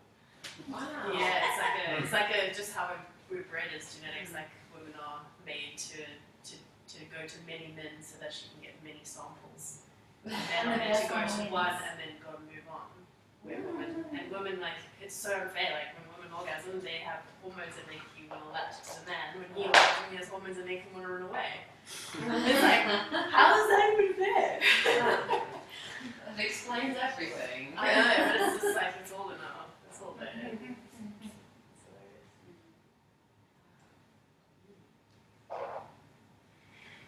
So, twisting poses. Well, that's why Tantra is meant to transcend that. Page 389 in my book. Not sure about yours. 403. Okay, we'll look. I think we've all got different. Yeah, unique ones. Yeah, what's the word when it's like made just for you? Cosmetic? Yeah. So the Indian yoga master Mr. Iyengar describes twist as a squeeze and soak action. The organs are compressed during the twist, pushing out blood filled with metabolic byproducts and toxins. When we release the twist, fresh blood flows in, carrying oxygen and removing blocks for tissue healing. So from the physiological standpoint, twists stimulate circulation and have a cleansing and refreshing effect on the torso, organs and associated glands. Which is something I often give that analogy for how we work the endocrine glands. So that's a similar idea. I guess that's when you're creating some kind of squeeze, per se, or some kind of pressure over whatever gland or organ. That's ideally what's happening to some degree. We're stimulating them so that we can help to release any of the stale hormones or blood, and then we allow fresh oxygenated blood to come back in to flush them out. Probably the most important muscle group in active twisting are the abdominal obliques. The obliques form 2 layers of muscle on either side of the betano rectus abdominis, the six-pack muscle that runs vertically up the centre of the abdomen from the pubic bone to the rib cage. The 2 internal obliques, left and right, originate primarily from the pelvis and travel diagonally up across the abdomen, while the 2 external obliques originate from the rib cage and travel diagonally down the abdomen. All of the obliques have strong attachments to the substantial fascia of the lower back and to the abdomen. So taken together, the four obliques form a diagonal cross that girdles the abdomen, and they have important functions in supporting the lower back, pelvis, and internal organs. The diagonal lines of the muscles also give them strong leverage in rotating the torso. So can anyone imagine where they are in their body, these obliques? So you got what? Yeah, some coming across there. And I think they cross over the other side, don't they? It's the muscle that just makes you right. Yeah, it's all those muscles in there. But also needed to do that. So stretch them with the side stretches. We activate them with our twists.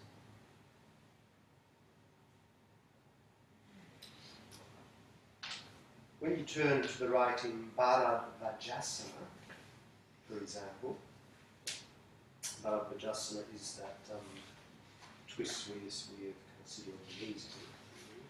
Adjustment, so how I do it normally. So, yeah, that first picture there, a couple of pages later, bring it kind of like that. BWK. So if you're turning to the right in BWK, the left external obliques will team with the right internal obliques to rotate your torso. At the same time, the opposite pair of obliques will have to lengthen. So your twisting range of motion can be reduced by the inability of one pair, one external oblique and the other opposite internal oblique to lengthen.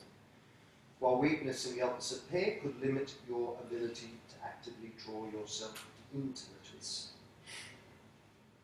The obliques play a big part in, just pausing there for a sec. Your twisting range of motion can be reduced by the inability of one pair to lengthen. So, what could we do to make them lengthen? Yeah. So it's a nice, it's easy side stretch. Would the length of the hold play a part there, or do you think it's more just because it's doing the thing? But, yeah, it's like from yin, obviously, if you're there for a good few minutes, it's going to really have a deeper effect on the fascia of those obliques. Yeah. But at the same time, just doing it is going to be better than not. So, Do you have the experience when you're stretching them, when you come up, that it kind of like scraps or hurt sometimes? Stretch that one. I don't cram personally, but Not I like, can. not like a cramp, just like an ache. Yeah, but isn't that just stretching? And it's like, oh, yeah, I feel that. Okay. I don't know. That's my experience. What's yours? I was wondering if like it's Yeah, no. For me, it's very normal. Oh, yeah, there it is. There are those obliques. They're not oblique in letting you know that they're there sometimes. So, I mean, on that, I personally like to start all my classes with a side stretch to open up those obliques either way, and then a twist after that. You can stretch them out and create a full space. Twist. Easier.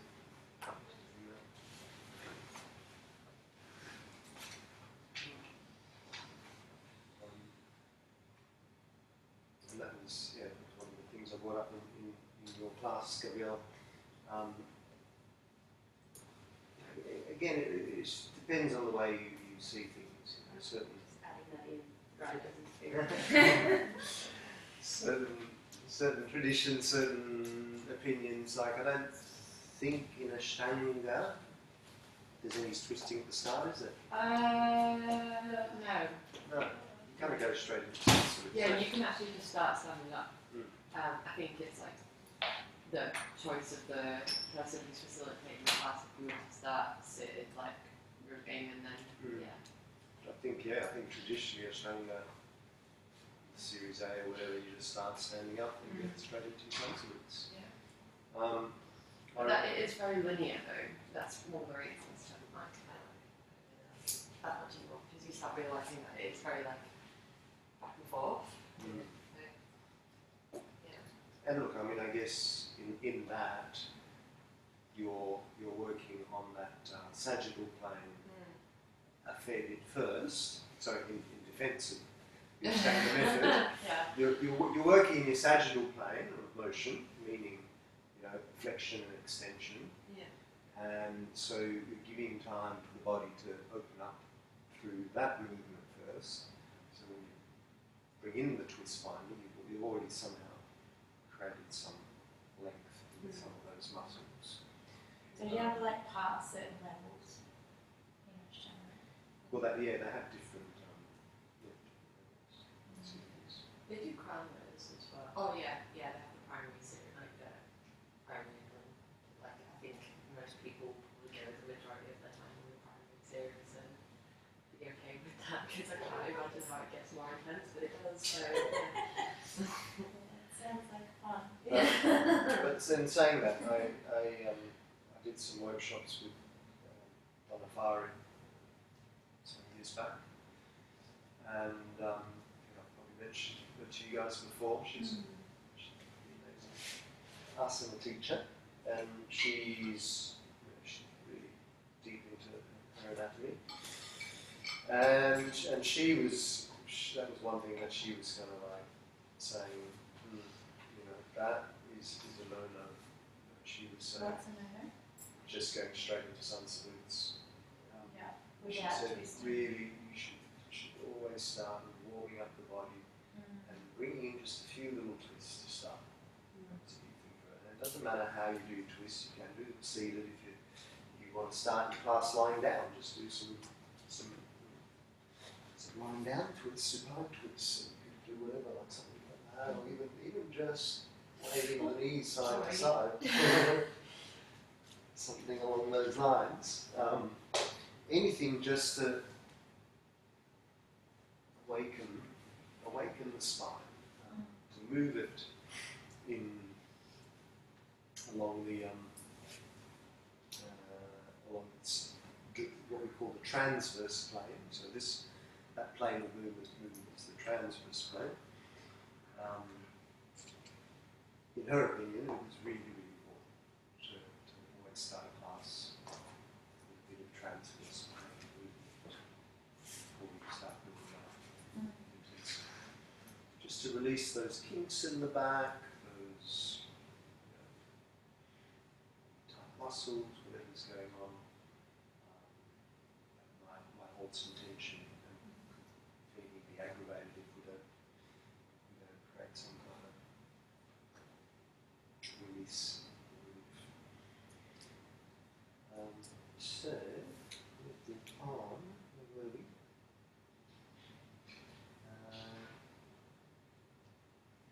So your twisting range of motion can be reduced. What we're missing again, so the obliques play a big part in yoga poses, and sometimes that role can be extremely demanding.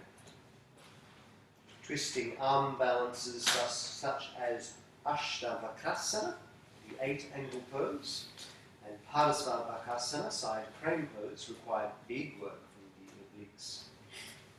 Ashtavakasana, anyone know which one that one is? One of the ones I can't do. There is stipulates outside. My shoulder kind of underneath.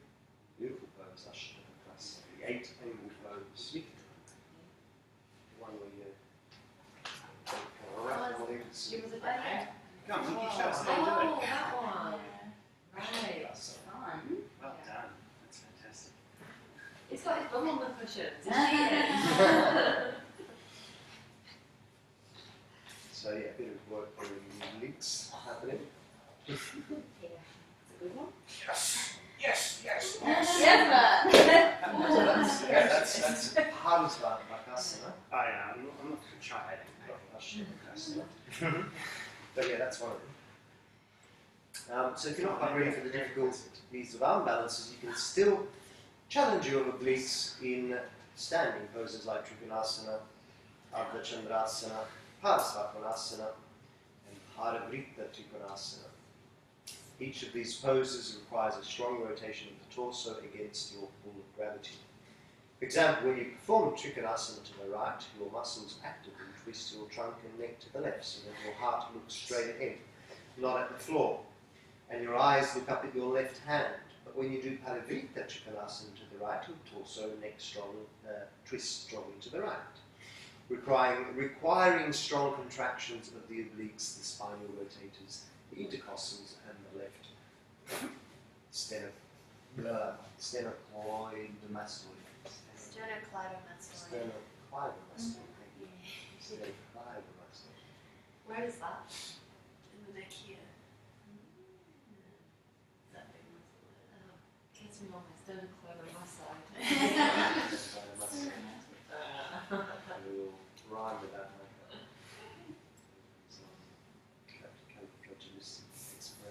Yeah.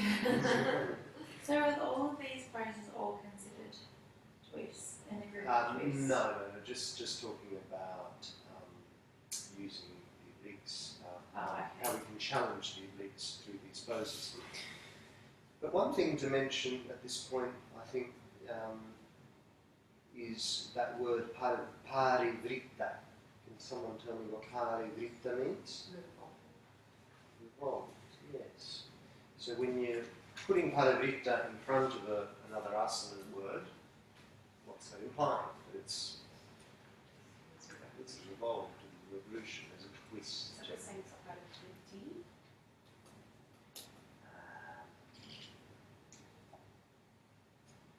Not sure. So it's an ability which is a different concept now. Where have you heard parivrita? I thought I heard it in your classes. I suppose, as the name proposes. I feel like I wrote it down when we were at the retreat. You're thinking of the abilities or abilities. No, it wouldn't be parivrita. I usually say via.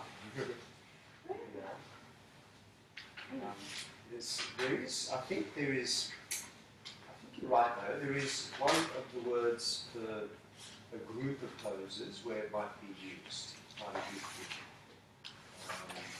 remember which.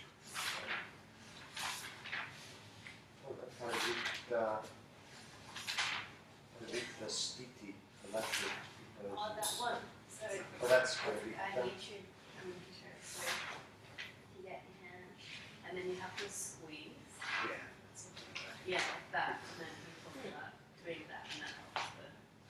That makes sense. That's not good. Yeah. And then you can like hook it on, and then just squeeze your legs together, and then just squeeze your legs together, and just like automatically lift yourself up. That makes sense. That's what I really get around. Iliana has that in her practice when you get to her classes. She's so good at it. Just makes it look really easy. Everybody else is trying it like Who does that? Iliana? Iliana, sorry, she's She's so cute. I can do that on the blocks. Amy did that on balancing class when you Firefly. you had blocks behind you. Yeah. It does actually help having blocks for the arm balance. Because I'll stick with scales. I did that one. I feel like my arms are long.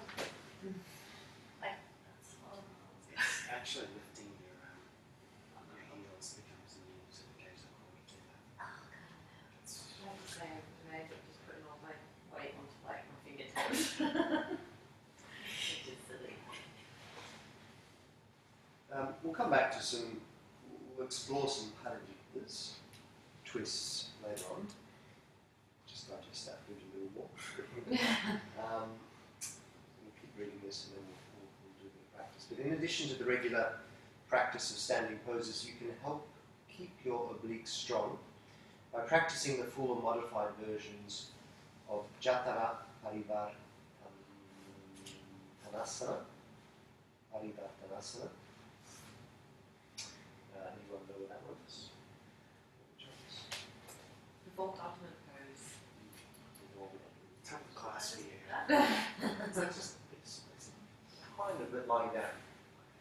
it's that one there. Ah, yeah. So that works then quite strongly. Yeah, I was having a fight with this on Thursday. So that's the intense version I just went straight into.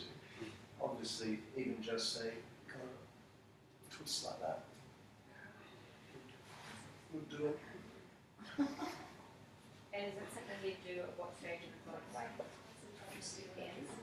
Even if it's still pretty strong, I guess, if you're doing like a hover. Yeah, I mean, you could do it in the middle somewhere. Yeah, just give it a start. Yeah. Fibers. I'm like thinking that when I do like a supine twist, it's more like restorative. Yes. So that's almost a bit more core work. Yeah. You're building strength of those. Yeah. And you're getting the benefits of the twist, but also actually strength. So. Could be really good, like when you've done your tendon sequences and you've just come onto your back and like normally you do barricades or something, doing that instead. It's like because it's still work, that core work, but yeah. More side approach. Don't like going to great pose then that. Really make yourself popular. But the modified milder version, lie on your back with arms outstretched out to the sides at shoulder height and knees pulled up towards your chest. Exhaling, smoothly drop both knees to one side, keeping your knees pulled up towards your arms. On your next exhalation, lift your legs back up towards your chest, flattening your back, waist into the floor. For the full pose, lie on your back, arms outstretched again, and stretch your legs straight up towards the ceiling. Lower your straight legs towards the floor on one side for the maximum challenge. Don't quite touch the floor. Keep stretching out through the soles of your feet. Also, when you lift the legs back up to vertical, be sure to press the lower back. Since it can be quite a challenging pose, you may want to consult your healthcare provider before trying this and lower back or sacroiliac problems. Now that you know how to read the physiological and structural benefits of twists, you might also notice the centering benefits of dual consciousness. As the layers of muscle and bone involve deeply, your attention is drawn to the stable, unmoving centre of the pose. And this ability to stay centered as the hubdub of the world swells around you will pay obvious dividends in the yoga of daily living. Fundamentals of twisting. Forward bending and back bending postures, as well as flexion and extension, take place in relation to mass gravitational fields. What plane are we on there? So the coronal plane, the transverse, or the sagittal? It's coronal, isn't it? No, it'd be forward and back bending. Sagittal. Sorry. Yeah. So you guys haven't done your anatomy, movements within the anatomical planes. I've done anatomy before. Yeah. Yeah, through PT stuff, yeah. PT and yoga stuff. So we've got those three different planes of movements. The sagittal plane, so if I had a window pane through the centre of me, and I'm moving this way along that window pane, forward and backwards, so flexion of the spine, extension of the spine, that's the movement within the sagittal plane. And then the coronal plane is that pane of glass going through my sides, splitting through the sides. It's more Corona sunset. Coronal plane. yeah. Nice. More through your sides, side bending. Or spike proteins pointing to the sides. And it's also that movement of the limbs. What do we call when we bring the limbs up? Upwards. Going back to in training, we did it in the muscles there and the Abduction? abduction and adduction. Adduction, yeah. I can never remember which one it like taking away and adding, but I don't remember which way is that, so. So the adding is when you're moving in back in towards yourself. Right, okay. Adduction and abduction. plane, that's all movement within the coronal plane. And then, so the final plane is the transverse plane, which is, if we're split in half, that pane of glass is going through me, so it's essentially a twisting movement that way. It's a coronal plane movement. So that's where the spine twists come into effect, and that's, I think it's the only real pose, but I guess there's combinations of poses that doing some coronal plane movement, but it's fine. Transverse plane movement.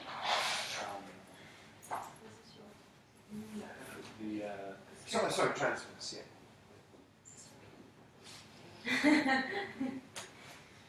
transverse plane movement. But twists are unique in the fact you can twist the body but not affect gravitational pull. Twists use the force of torque. It's a mechanical force that creates a rotation. Does anyone understand that? Torque. Isn't that when something comes back at you? Or is that not? That's something else. Sure. And then you like shoot something and then there's like ricochets. Is that like torque? Yeah. Pressure. Yeah. Isn't it? Yeah. Well, How would you describe I know in like dirt bike terms. So torque wrench. So torque wrench, when you tighten like wheels on a bike, it will, like, because a human hand can't tighten as like a bike or car wheel, it will torque, like the wrench will apply different pressure, and you can torque it to like different pressures. So that even your hand, if you could only apply like 40, you can put 100. That makes sense. Yeah. Does the torque wrench move in the same direction as your hand, or does it twist in the other direction? Oh, I'm not sure. It was one of those ones where you can like flip the thing and then you can like and then you can like just put a torque switch on it. And, so I don't know. Don't really remember that. So it kind of amplifies the force that you put into it, or holds it there. Yeah, because like someone like me can't like I wouldn't be able to tighten the bike tire enough to keep it stable with vibration. So we would need something much harder to do that, and that's what the torque wrench would do. So I guess what it's saying is that it relies on some energy or some power from another area of the body, not just the actual joint, let's say, that we're I would moving. say so. It sounds like it. Something like that. So then how do we understand that anatomically? So when I'm guessing here because it's not something I've researched. So I'm guessing when we're doing, let's say, just a classic sitting spine twist, so the whole spine is twisting. So there's if we kind of just went into it like that, Snap back. yeah, it wouldn't. So the hands. Well, the hands, the lengthening, the bundles, so giving you some of that core strength from the bundles, lifting and starting from the bottom up, all of that would create a certain torque that would make the twist a lot more effective. And you actually, when you start in the obliques, you twist further in the oblique. Because like I can feel it when I go here, like that's as far as natural, but then I can like, and that feels like that's what I would describe as torque. It's like that extra pressure without using my hands to like. Because I feel if I use my hands too much and I disengage everything else, then it's like twisting. But here,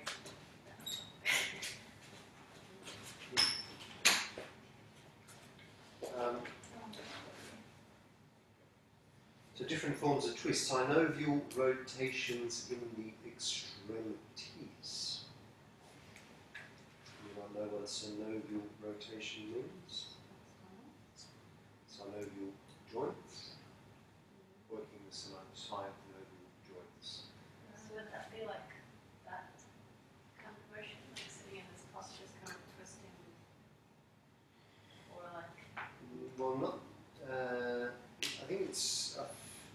my understanding it's referring to the joints that are synovial in nature. Oh, okay. When it talks about the extremities, definitely the neck, so between I think C7 and 2, or C1 and 2, those joints within the neck are synovial in the sense that they have that rotating action. I'm guessing your ball and socket joints are also synovial, so the hips and the shoulders, because they rotate. I thought they were hinge joints. The hinge joints are your knees and your elbows, they hinge. I always get confused because they can still go around, Yeah. like your fingers can go around. Yeah. It's not a ball. It's And a joint. probably the wrist to some degree might have a bit of synovial action. You think it's a ball. It's like a joint as well. Ball and socket joint. So they're technically ball and socket joints. They have a bit of synovial. And synovial is like just an adjective, it's not a noun, it's not a type of joint. I think it is actually a noun. It is. Yeah. Objectifying it. I love a good pun. It just means that it's just synovial fluid that surrounds the joint. I thought that means some kind of synovial joint because it's like you heard it, you get all this fluid that will go there. And they normally call that fluid synovial fluid as well. All joints have synovial. Are we still on page 4 or 5? Yeah, we're in different forms of twists. Oh, okay. No, I just wanted to know what it actually looks like. The spelling. Great.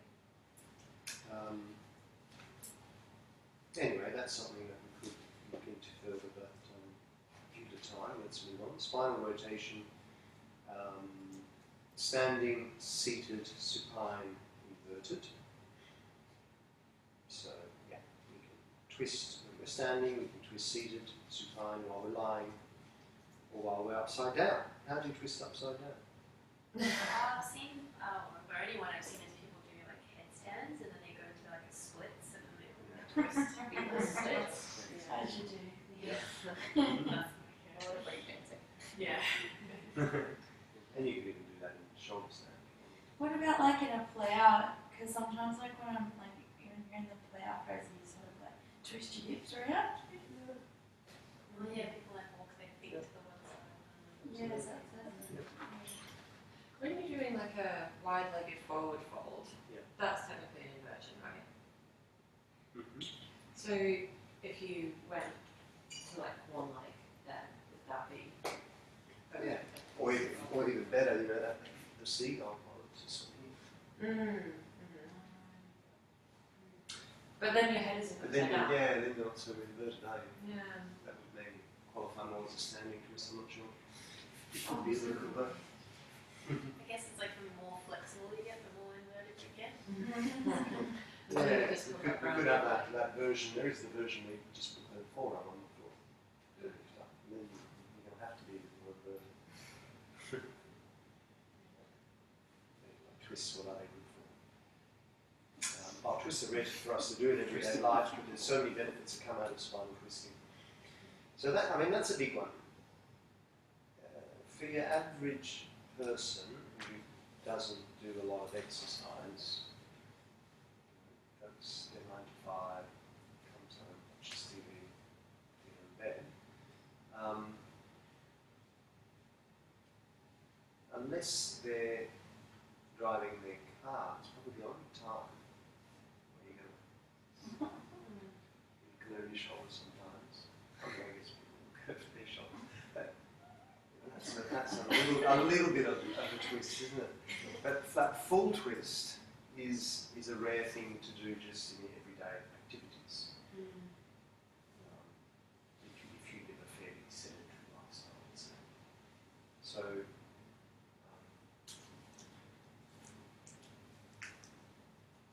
from Gita was one of what they realized was when people started to practice yoga, they came as beginners and started to practice yoga, the most common pose that they would remember and practice would be a spine twist. Like all the poses in yoga, that's the one that kind of they get straight away because they can feel those immediate benefits. If you're not twisting the spine regularly, and you just come to yoga class and you do just a very basic twist, it's like, good. You walk something there and you remember that, you go home and then practice yoga. I can't remember much of those poses, but we did do a twist. As someone who spends 8 hours a day at a computer screen, I do have like a little moment to have twist, and it feels so good. It's like a mini sip of coffee, when you've just been like sat like all day. So yeah, definitely can vouch for twists. Yeah, like I'd always do that one like when I get home, and every time without fail, there's always like cracks. It's In a good way. And you say there's like this fluid in your spine that when you flex and move the spine, it almost like pops these little glands or something, and it contains like a chemical that actually boosts your immune system. So it's like the more that you, and it's like, I don't know if you've ever done like a back bend and then you come out of it and sort of feel, or like something where you open up and it feels like your sinus is just opened up. Like sometimes I get that feeling that's the chemical that's being released that boosts the immune system. Yeah, so it's like that's why if you have a flexible spine, you have all that energy and chemicals flowing for health as well. Do you know what the fluid's called? No, define out. Got it from a chiropractor. Alright. There's nothing that's traumatizing. I have a couple of tests I apply now. If they don't work in real time, then I just don't go back. Alright, moving on. Spine mobility and back help. Twist, rotate the spine and stretch the muscles of the back. This helps to restore and retain the spine's natural range of motion. If we don't employ our natural range of motion, we run the risk of our joints hardening and fusing.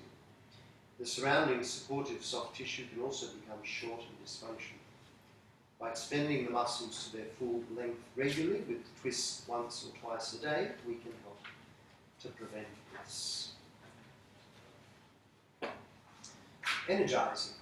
In twists, you work with the spine, and the action of lengthening is to create space between the vertebrae. When there's a lack of space, our spine tends to slump or get stuck, and our energy levels drop. Through twisting, we lengthen the spine and get space between the bones. Then our energy can flow better. Twists give us an instant energy lift and decompress the vertebra in a safe, healthy way. Just like Grace said when she has a twist, it's like coffee. Work. Comprehensive and neutralizing. Twists are neutralizing poses. So they're good to include if you've been doing lots of strong back bends or forward bends.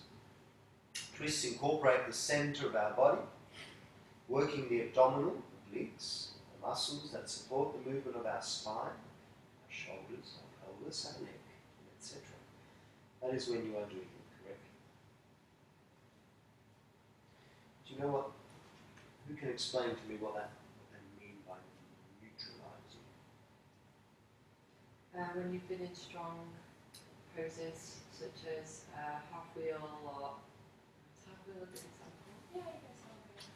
Or strong forward bends, especially for a long amount of time, they can sort of they can create a lot of tension on certain parts of your body, and the twist allows it to sort of take away from that. Whereas if you were to go from a forward fold into a back bend, it's like the whole like credit card analogy where too much of that action is actually quite bad for it. The twist kind of allows it to smooth back out again. Settling of energy too.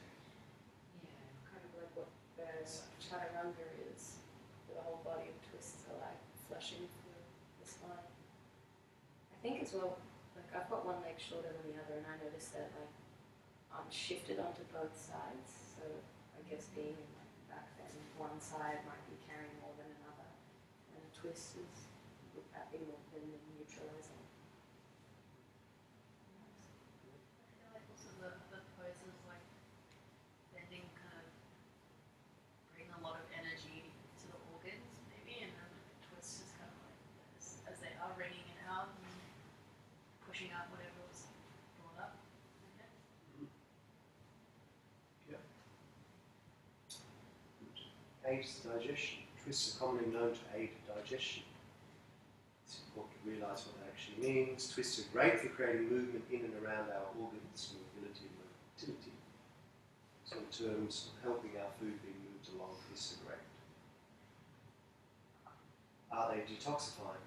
Inga says twists are detoxifying because of the squeeze and soak action. The organs of detoxification and elimination are compressed, pushing out old blood, and so then when we release a twist, fresh blood can flow back in. Twists do affect our mobility, movement of organs in relation to each other, and our motility, movement within an organ. However, a number of factors are involved in stimulation of our organs. Twists help to stimulate our organs, including our organs of elimination, which in turn can help stimulate our metabolism and rate of excretion. One then, so I don't know where that's leading to. A healthy metaphor, so maybe twists aren't really wringing out all the internal organs. That's obviously looking at something that Amy was pointing to, which we don't have. But it can be a helpful metaphor for when you practice, much in the same way as back bends don't literally open your heart. I think that's just depending on what you actually mean by that. I definitely believe that they do bring out the organs. I mean, it depends to what extent you want to take that. We're not literally squeezing and wringing out the organs, but there's definitely, when I twist, there's definitely an action happening in the organs which are creating a little bit of pressure there, which for sure help to help with the motility. So it depends how deep you're twisting as well. And another thing I like to sometimes suggest to people when you're doing a twist, and let's say you're staying there for a while, is to actually breathe deep into the belly. So your abdominal breath is then facilitating that deeper compression of the organs, because you're breathing into that resistance that's happening through the twist, through the abdomen. So you're pressing against that action, and that's going to amplify that effect. So yeah, it's up to how far you go and how much you're involved with yourself, with your awareness and with your breath. That's powerful twist. So much deeper with the exhale. But in the inhale as well, it sort of maybe where the shortage in the abdomen, it sort of finds other parts of you. I feel like it kind of gets navigated backwards, and so it makes you so much more aware of it in the chest or in other parts, which is I find the inhale always just like realigns you, and then the exhale deepening.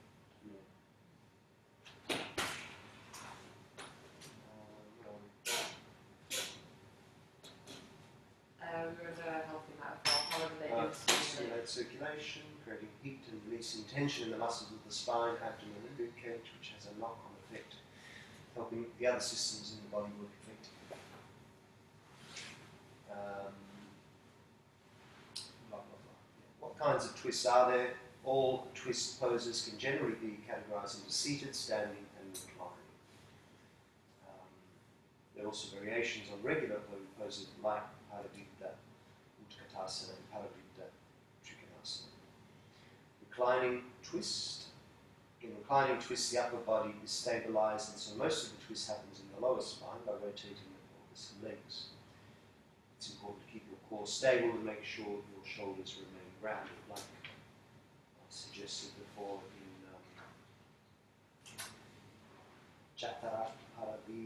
Paribhavanasana. It's not on my Sanskrit vocabulary, I need to get in there. Wrong bones.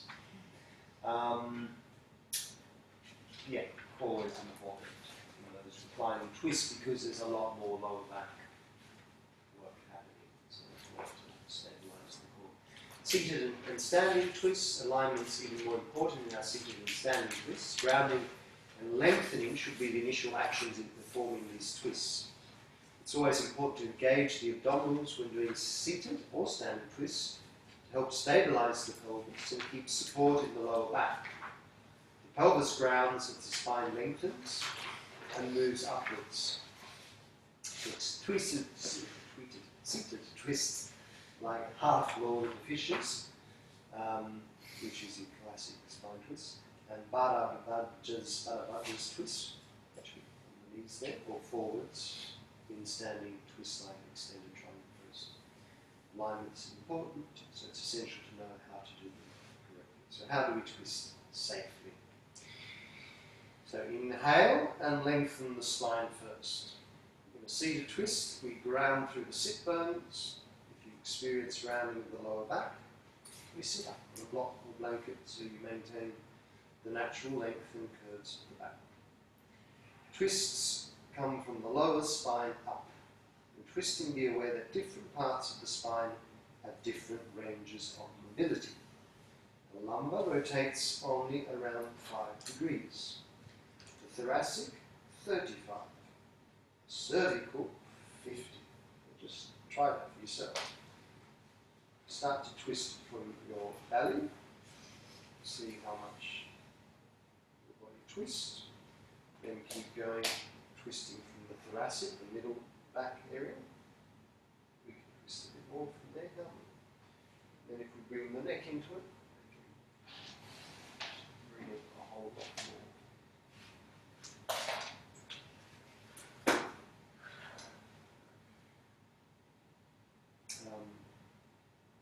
So to avoid the neck doing all the work, involve the whole spine by starting the twist from the lower spine, working up with your neck turning last. This might mean your twists look less twisty than it used to, but that's fine.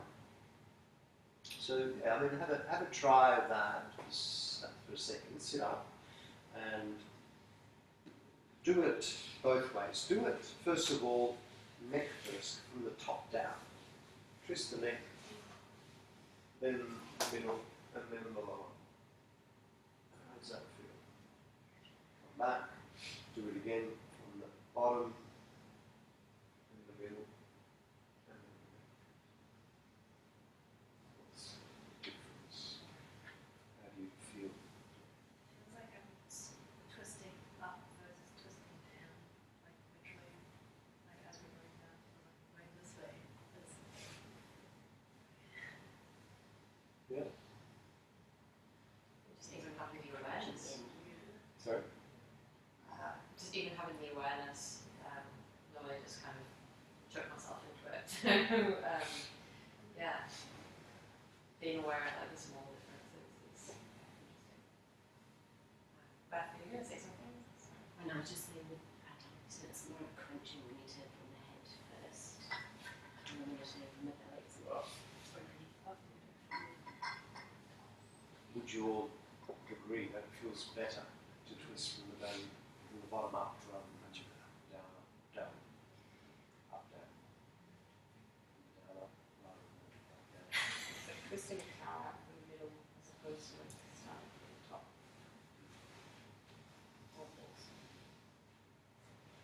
So how can we,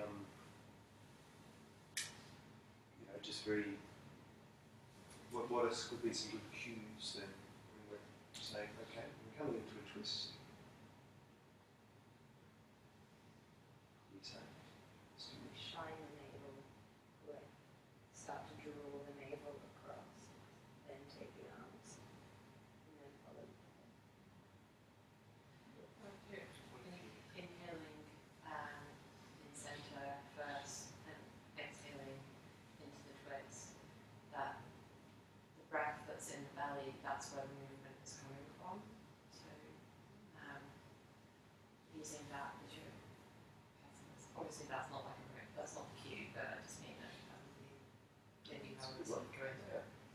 So, I mean, Would you bring the belly to spine and start to twist that way?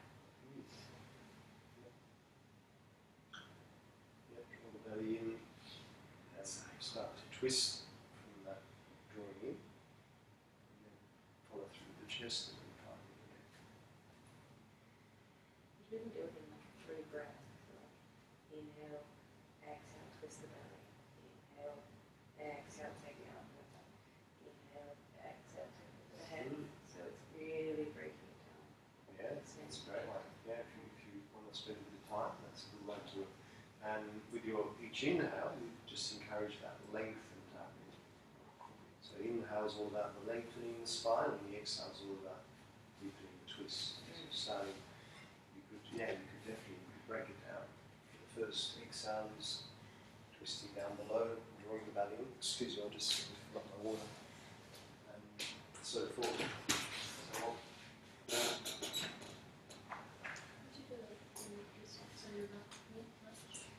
No, he's really into dusty pink. Like, really. It goes so well with your snake skin. Up longs. Oh my god, they're so good. It's a whole movie. It's like dusty pink purple. Yeah. More love. Yeah. It's very aesthetic. Yeah. There's like whole brown, dark colours, reds. Yeah.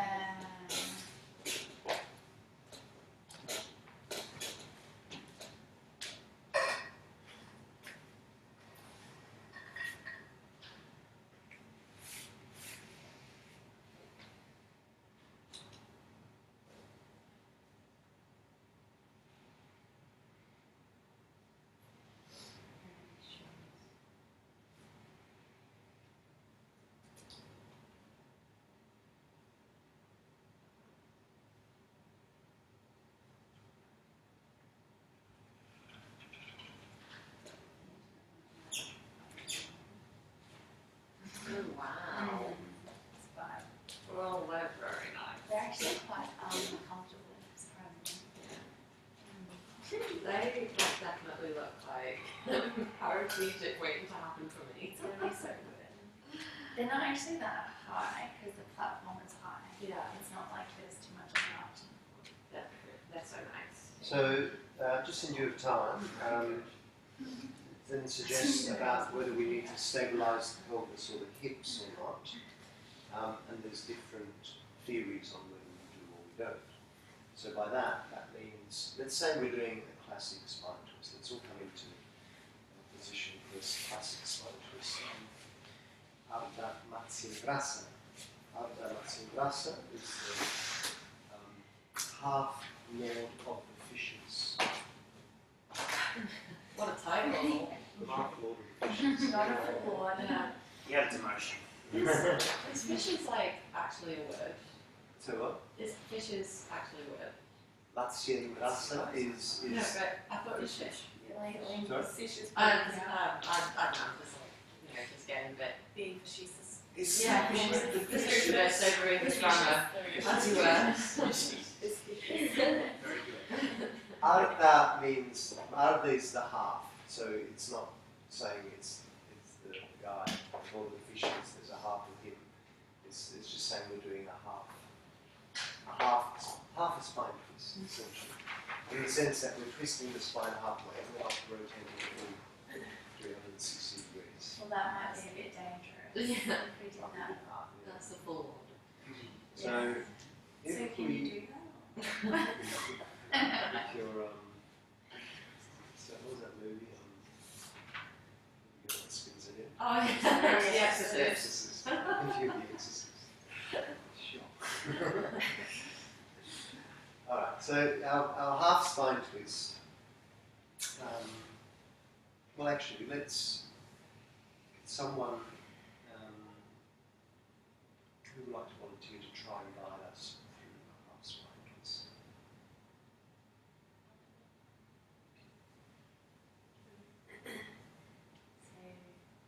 So bringing your one foot next to your hip on the other side, and then foot on the other side. That leg pulled up, beam, see that right now. And grounding down in the sit bones. And as you take a deep breath, lengthen the spine.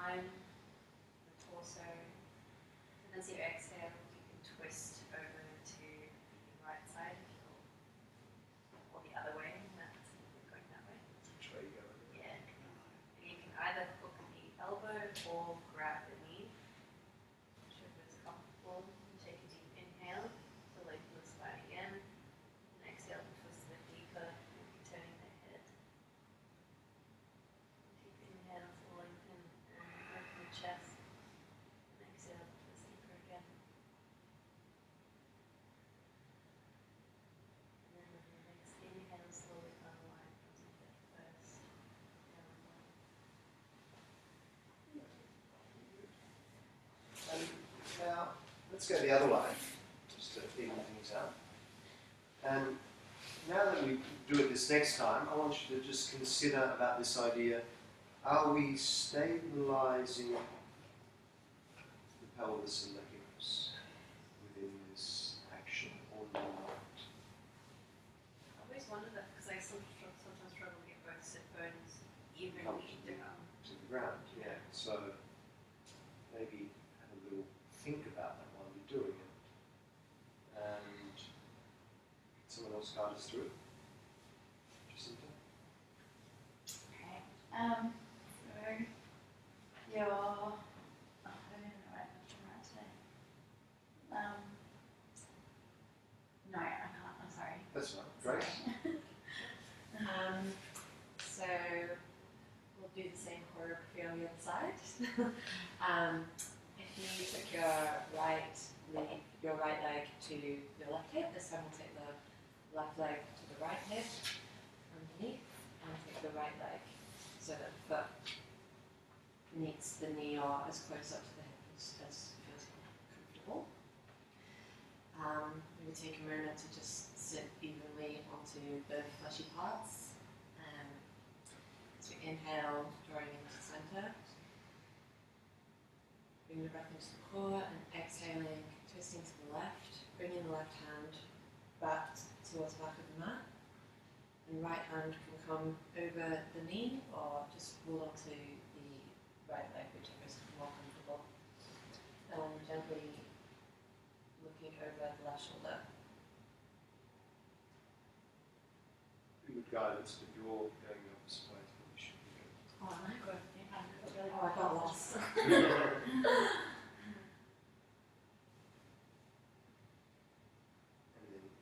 coming back. And then slowly, mindfully bring ourselves back in the center on the next inhale. In terms of if we're rooting into the pelvis, I guess so. Yes. Back to your question. Well, how do everyone else feel? Are you stabilising there, or are you letting it just do its thing? I feel like that motion of like doing that with my arm like helps me push it down, but just like sitting up here, I can't. I think you get more of a stretch when you're sort of trying to ground it down. If you're concentrating and focusing on being grounded, then it kind of lengthens the twist a bit more. I find by lengthening and expanding the chest, it automatically just wants to help put my heels down. A bit like if I'm like this, I'm not stable, but as soon as I try to expand the chest, I just feel like my body just tilt.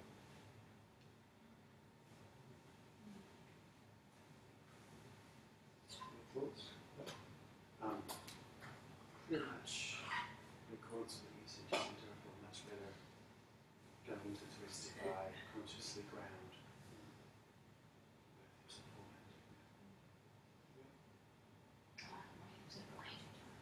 Yeah, I tend to agree too.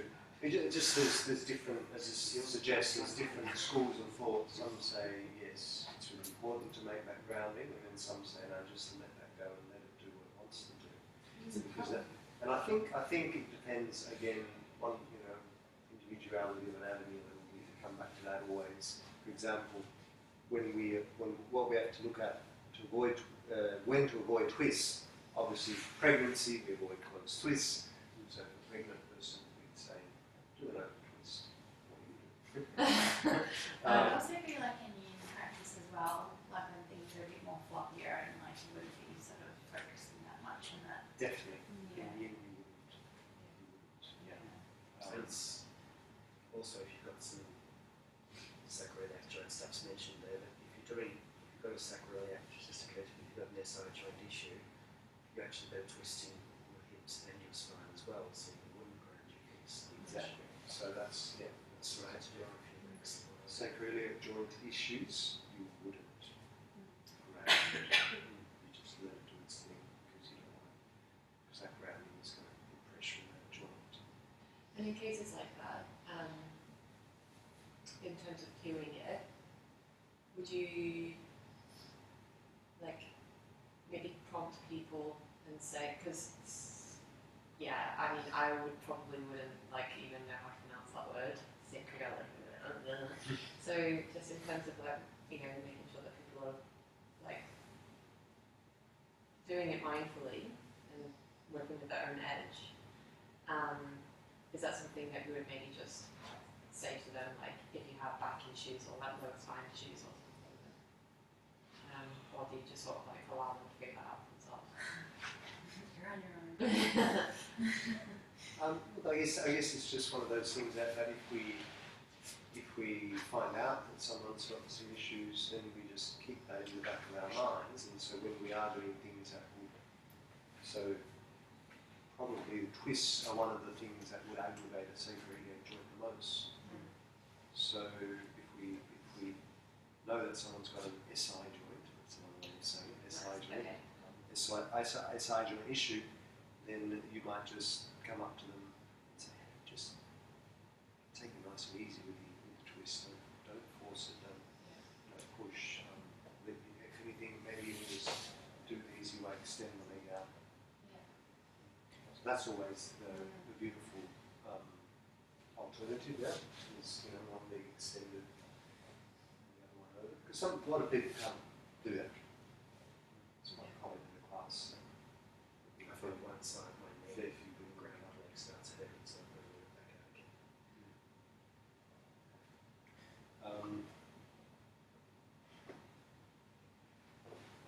Just a quick look through yoga for you. While you're flipping through, I'm not sure I should ask this given the time, but with SI joint issues, is it best to avoid standing twists altogether, or can it actually be helpful? I think it's a I think it's all relative again. It's, if it's someone who's just recently had an SI injury, then they probably shouldn't be coming to yoga at all. They should need to rest it, recuperate, and maybe do the physio work first. The classic example is Azriel. If you guys know Azriel, she was in the last TT group. She had an SI injury sort of halfway through TT or 3/4 of the way. And so, but she was great because she basically took a few weeks off completely, and then just rested. Went to a physio, gave her the right exercises she needed to do, and then she came back to yoga, came back to TT, and started, when we were already doing the savers, and I got her to do the saver, I think last, she was last because I was mindful of the SI injury. And, she just started just weaving her way back into it. And she was great. And by the time she got to her saver class, she was back to full power. And she probably has the advantage of thinking about things that people who have like full availability in places like that don't think about offering alternatives. Yeah, exactly. And injuries can be our greatest blessings in many ways. To help others along the way. So just breezing through the Gita spine twist, because that's always quite good to look at the way they like to break it down. So Sanskrit Matsyendrasana, or as I said, Ardha Matsyendrasana. Page 27.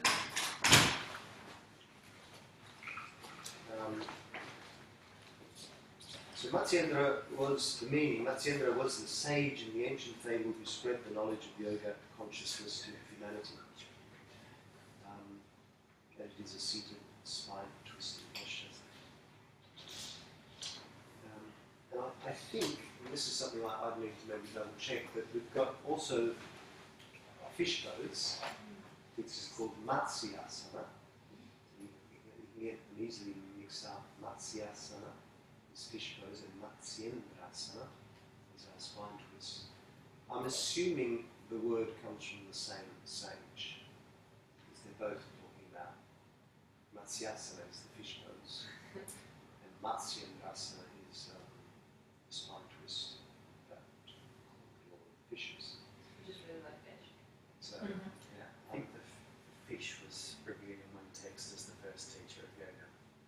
yeah. So the story goes that Shiva was hanging out with Parvati, and he was telling her about the secrets of the universe, and they were hanging out by their fish pond. One of the fishes was listening in, and he got the wisdom. This fish got the wisdom, and Shiva noticed. Said, "Right, you got the secret." And so he said, "Right, all right, you need to go and spread the knowledge." So he turned the fish into a person. And the person arose and went off and became the wise sage who spread the knowledge of yoga. It's not when I was, when it turned into a person and came to land, they realised the fish only had gills. Oops.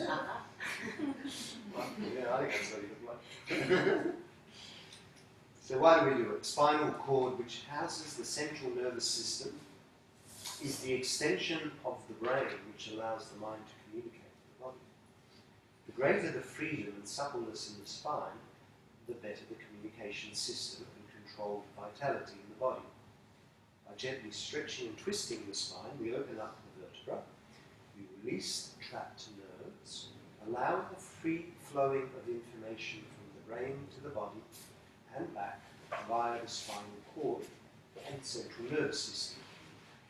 Thinking improves and consciousness increases. So physically, strengthening the spinal muscles allows the easy, light movement of the body with little physical stress, and less tiredness and lung restriction. An improved blood flow along the spine ensures oxygen supplies to the brain. This leads to a greater sense of well-being. Emotionally, we gain a sense of control and flexibility to bend and move as circumstances demand or direct, rather than cracking or breaking down under stress. Mentally, a flexible spine encourages flexible thinking, with greater accuracy and perception due to the clarity of the response mechanism of the body. Spiritually, the spine is the carrier of the life force of the person, the sense of I am. We talk of a strong, upright character, straight, strong people, people with a sense of presence. It is this spiritual strength to which we are really referring.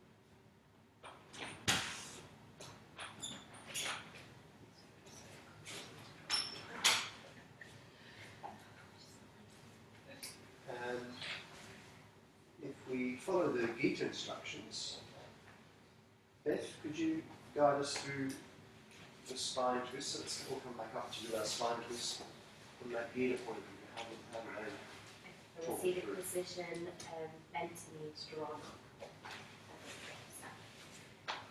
So, tuck the left leg under and take the right leg over the left thigh.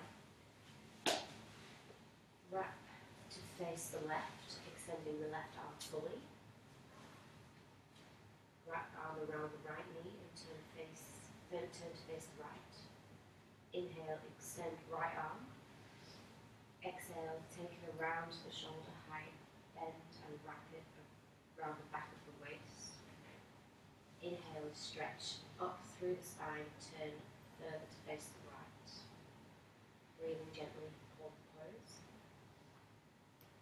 And to return head to centre front, release the head to centre front, release the hands. Repeat on opposite side.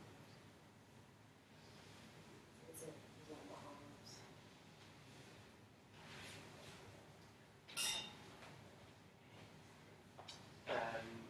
What can also be nice to do, it's almost like a neutralizing effect of the neutralizing effect. That's why it's how that counter twist. Where did you pick up the counter twist? Just in your own practice? Or that feels good, or was it based in a traditional way? It just weaved its way in there. Sure. With sorry, I was just thinking about what you said about neutralizing the neutralizing twist, but the neutralizing posture, but if the neutralising posture only works if like there's something to neutralise, right? It's like antioxidants only work if there's toxins. Otherwise, they're just like kind of toxins. And that was a bit of a brain fart, but We would start with a twist, but well, you might start. Hang on, you did a side bend first, don't you, and then the twist. There's probably always something that's out of whack and needs to be neutralised in the body or balanced. yeah. But I mean, this is kind of counterposing the thing that is like a neutralising twist, but the neutralising twist is going to be not neutralising if there's nothing that goes before it that it was neutralising. I understand what you mean. Yeah. Just getting a bit mad. No, I got you. Getting a bit mad. Getting a bit what? Yeah. You can go further with meta if you want. Look, yeah, it's not essential that we do that. It's just something that I find it's nice to do. Sometimes there's no reason, but intuitively it just feels good. I'm not sure. I certainly find myself wanting to balance out the other side. I mean, you do it essentially. You just twist the other side. Now, I mean, another thing the Gita way is they don't do that. They won't counter. They're very much about you do your twist, you come back to centre, and then you actually pause, close your eyes, and just be in your spine, like really focus on the after effects. It's almost like a rebound in a way, sitting rebound, just a special method where they bring the hands by the hips like that. Close the eyes and just pause, breathe into the spine, almost just feeling into what just happened.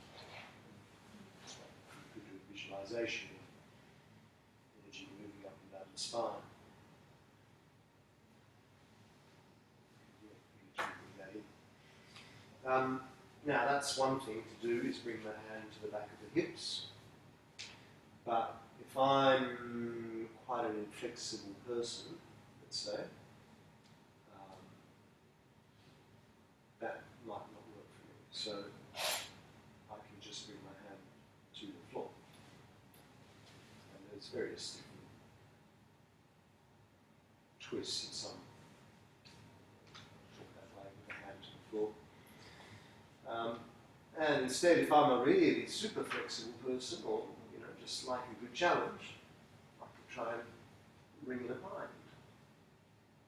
That's quite a nice thing to do if it's available in your body. So yeah, those are sort of problems you can say. That's one possibility.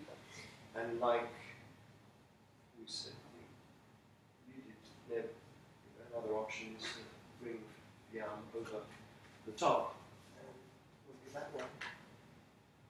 And what would be the difference between that and that? Is that like resistance or whatever? Pushing against? More rotation in the sort of upper chest area, because you can kind of reach. Yeah.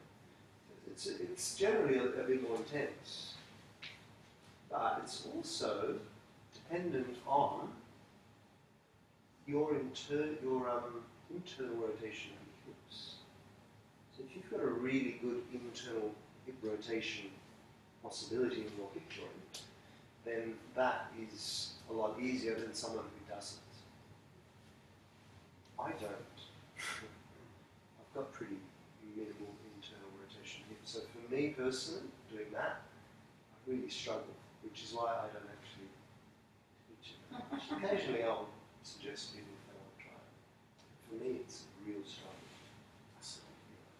Yeah, I can really like get into the low. Like I just cracked it twice then. Just using the elbow. If you're going the other way then, you've got to go the other way.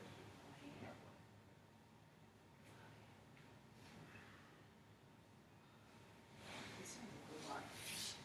Oh.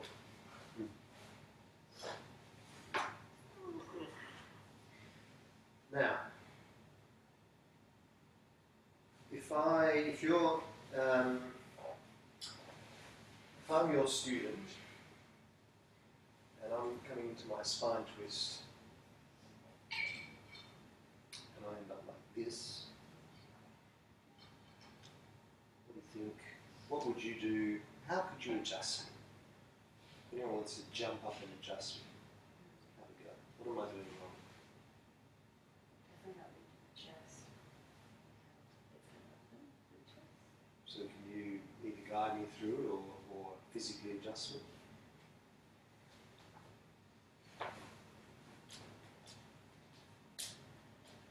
Maybe adjust you. I'm just asking for consent. Oh yeah, maybe I just adjust it. Just inhale, open the chest, so just neck and spine, and then gaze to look over your shoulder. That's good.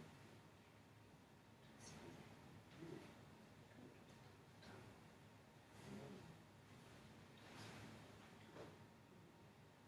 Yeah, that's a common thing.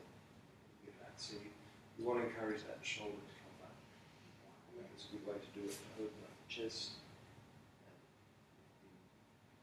and encourage it with a nice touch. And sometimes it's just the shape of the body. Like I've got quite long arms, so if I just find the full length of my arms, then I would naturally hunch the shoulders. So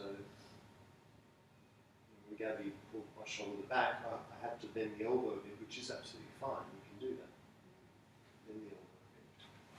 So you could even verbally cue that. Say, hey, pull the shoulder back, bend that elbow. Don't worry about keeping the arms straight. Just pull the shoulders right back. Lift the chest, lift the sternum. Twist the leg forward. If instead I was a bit more kind of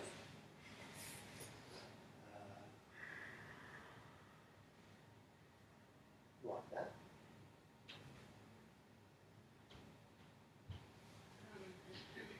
Is that like that's your full range of flexibility?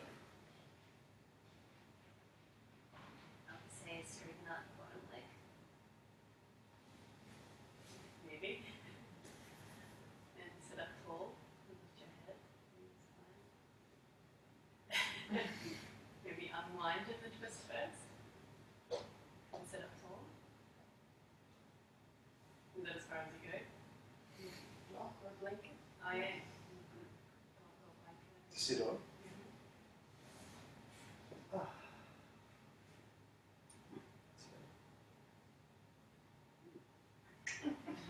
Sometimes, if we're really tight in certain areas of the hips, the pelvis just doesn't tilt that way. So we end up kind of on the back, like that, on the back of the pelvis. And then that just automatically creates this rounding of the spine. And people end up like that. So yeah, so exactly right. You need sometimes, they just, because the flexibility is not there yet, so we need to get them up higher. Sit them up on a block or a blanket.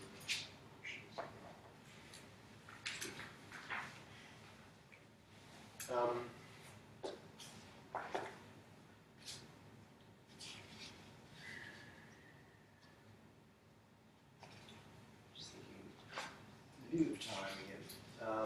You got the class next time? I'm going to check if there's anyone. Yeah, go ahead. Sure. Just see.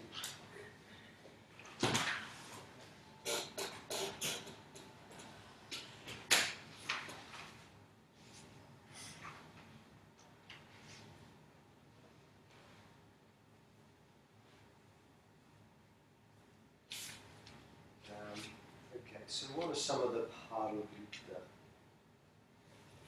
twists that we can think of? The whole triangle one. Bold triangle, I repeat that Trikonasana. You get to demonstrate. Let's all have a try. How to do that Trikonasana. Bold triangle. It's just one person. I don't think there's another class as well. But the other teacher here, you know.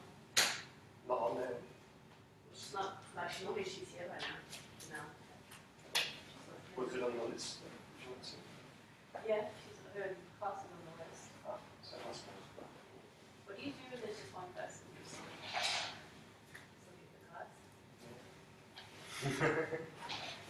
Give them a private class. What do you say? You give them a private class. Awesome. You're lucky.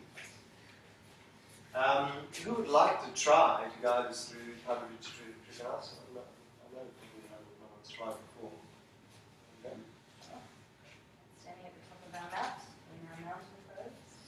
Feet firmly pressed into the ground. Inhale, step the right foot back, not in a full warrior, maybe slightly shorter stance. Back edge of the mat parallel to the edge of the foot, parallel to the back edge of the mat, or 45. Okay, so the important thing about the stance in Trikonasana is that you want to kind of make it like a warrior stance so that the hips can be square. So what I find is that the feet should be hip width apart on that plane. Yeah?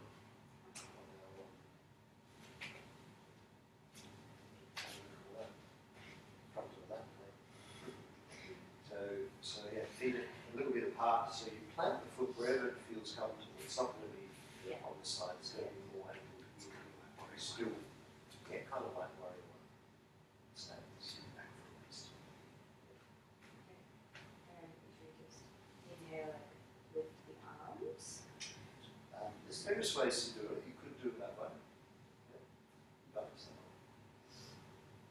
Lifting the arms and then tilting from the waist to the left. Sorry, yeah, twisting and then tilting down. Really opening up the left shoulder to the sky. Using our abdominal muscles to keep us nice and strong.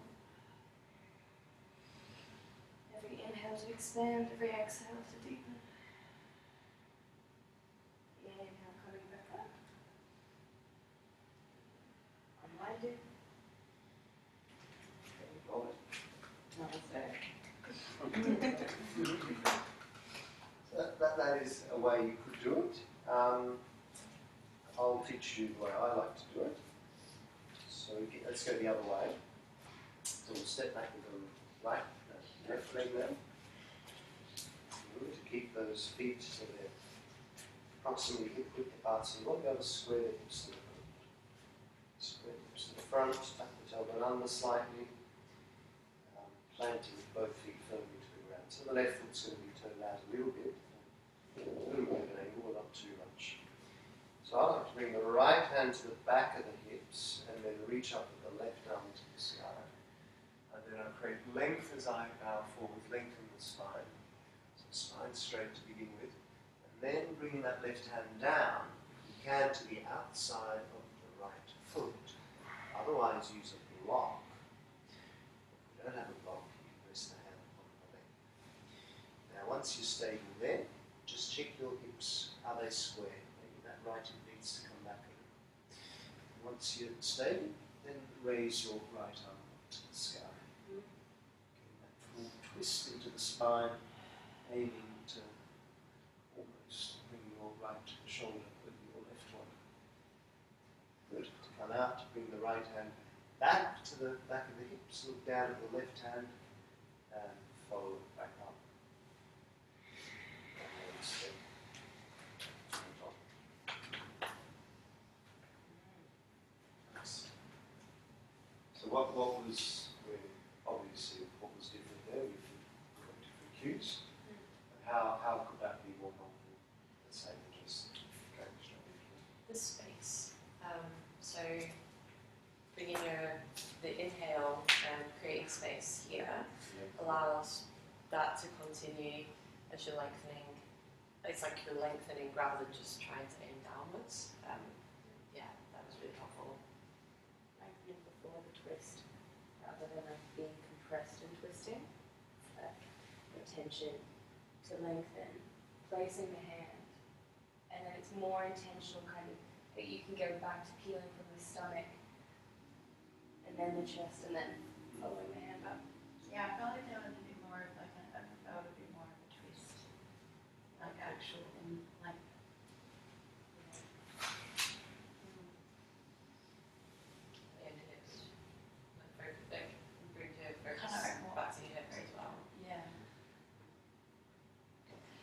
actually have a question with the Parivrtta Trikonasana. How important is it, do you think, to keep your legs straight? Can we allow a micro bend in the knee there? Microbends should always be allowed if you're feeling that it's going to serve. Yeah. I mean, some schools would say, actually always, never Like that fully one lock the yeah. joints. We'll always have a little bit of microbend there. I don't like when I activate the legs, like when they say like wrap the muscles, it's almost like my knee automatically doesn't. It's like just unlocks. I do that. And it's like what an activation. So another very popular twist that I like to work with is twist in the high lunge. So does anyone actually know what the Sanskrit name for high lunge is? By any chance? I think I actually wrote this down. I've seen it called Ardha Chandrasana before, which is half moon, so that's what confuses me. Ardha Chandrasana. Ashta Chandrasana. What does ashta mean? Oh, that's 8, right? Sorry? Yeah. 8. So 8 moon? Half moon. 8 moons. 8 moons.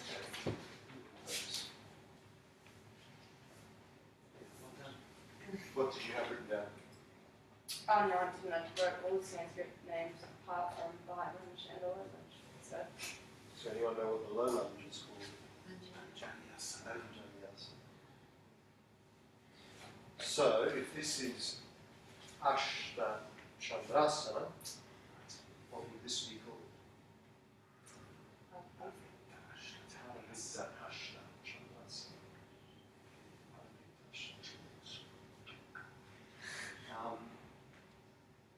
Grace. Last quite regularly. Can you guide us through Parivrtta Ashta Chandrasana? How you might cue it? Okay. So inhaling, bringing the leg. Oh, should I stand up? Yeah. I'll do Let's it. all stand up Okay. and do it. So moving from Tadasana. Inhale, bringing the right leg into the chest. Exhaling it, stepping behind. Inhaling, sweeping the arms up into Ashta Chandrasana.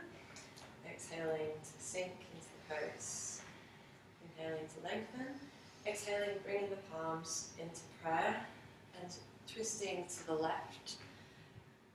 Bringing the elbow to the knee if that meets.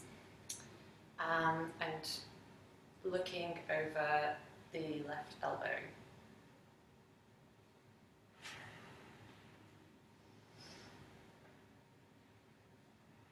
When you're ready, inhaling back up to center into high lunge.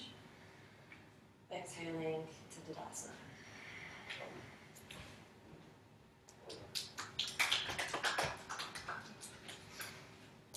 Could you put in our little cues in there?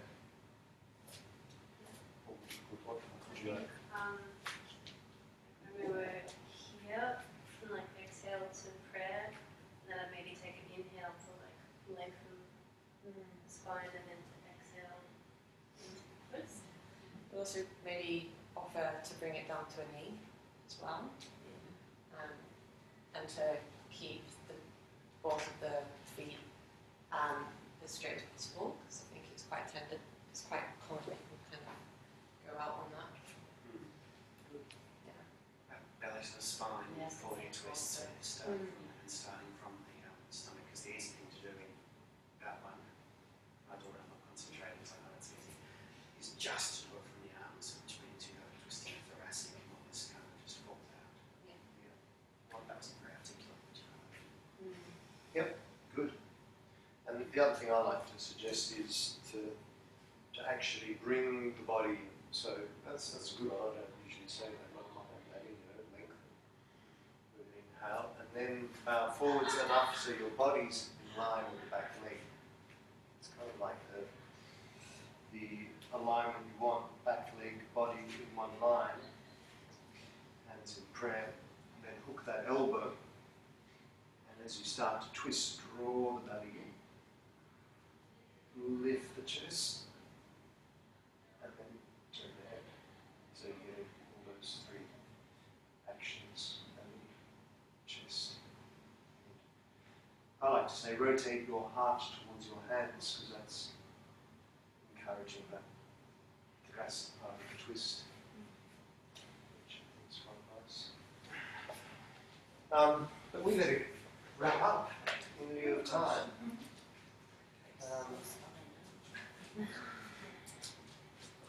So there's a few other twists in here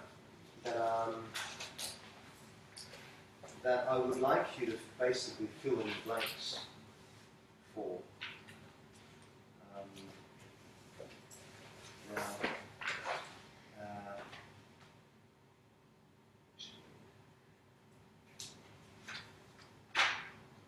don't worry about Parivitta Bandha Parsvakonasana, and then you've got Parivitta Parsvakonasana.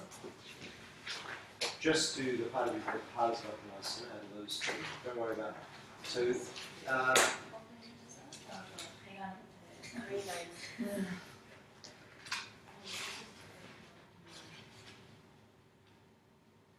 What are the twists, like just the numbers in the book? The page notes or Like which twists? Are we doing all of them? okay. Do Ardha Matsyendrasana.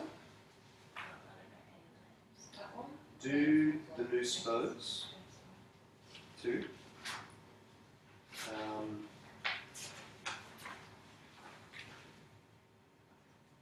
And then do Parivitta Parsvakonasana. Actually, that's, I don't know if it's written wrong for you guys. That should have been Parivitta Trikonasana, revolve triangle. So do that.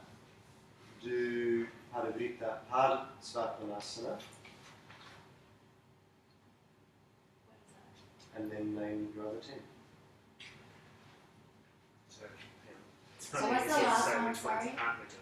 The names in this, like they're not right? Like Parivitta Parsvakonasana is like revolved, extend, side angle. So revolved side angle is actually this is one of those conundrums. So when we do this one, that is technically Parivitta Ashta Chandrasana, which is not in there. Now Parivitta Parsvakonasana is side angle, right? Mm. So a revolved side angle is a really challenging pose. Again for me, because I've got those terrible internal rotation.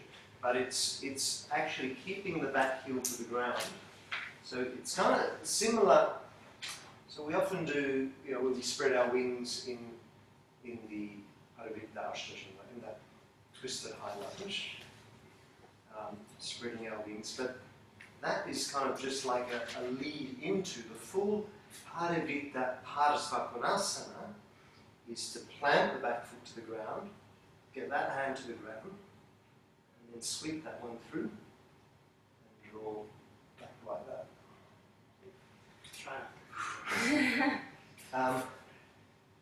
Which technically that picture there is not quite right, because he's got the heel off the ground. So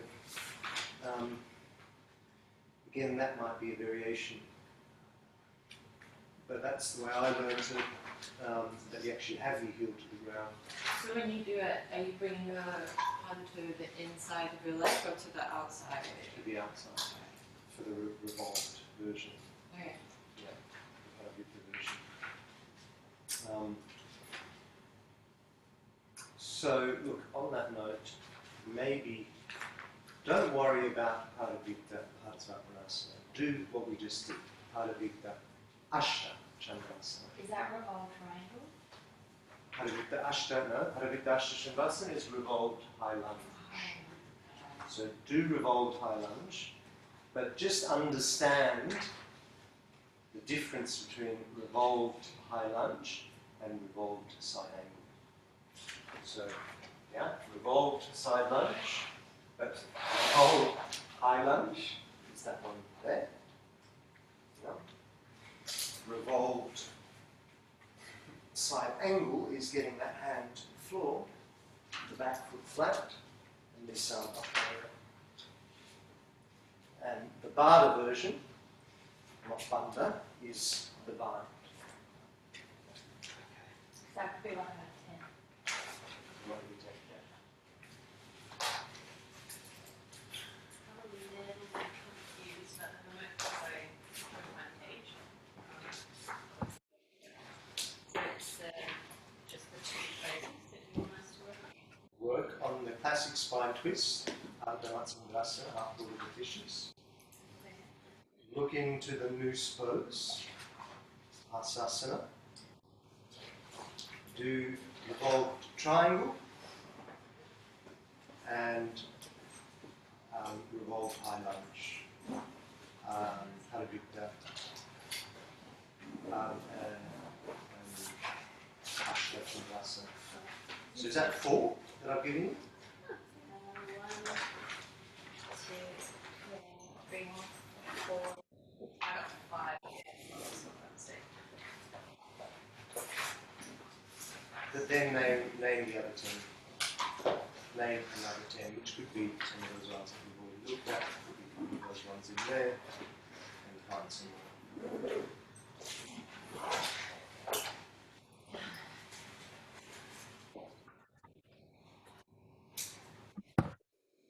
You guys get that online? I think so. Yep, got it. That's fine, thanks.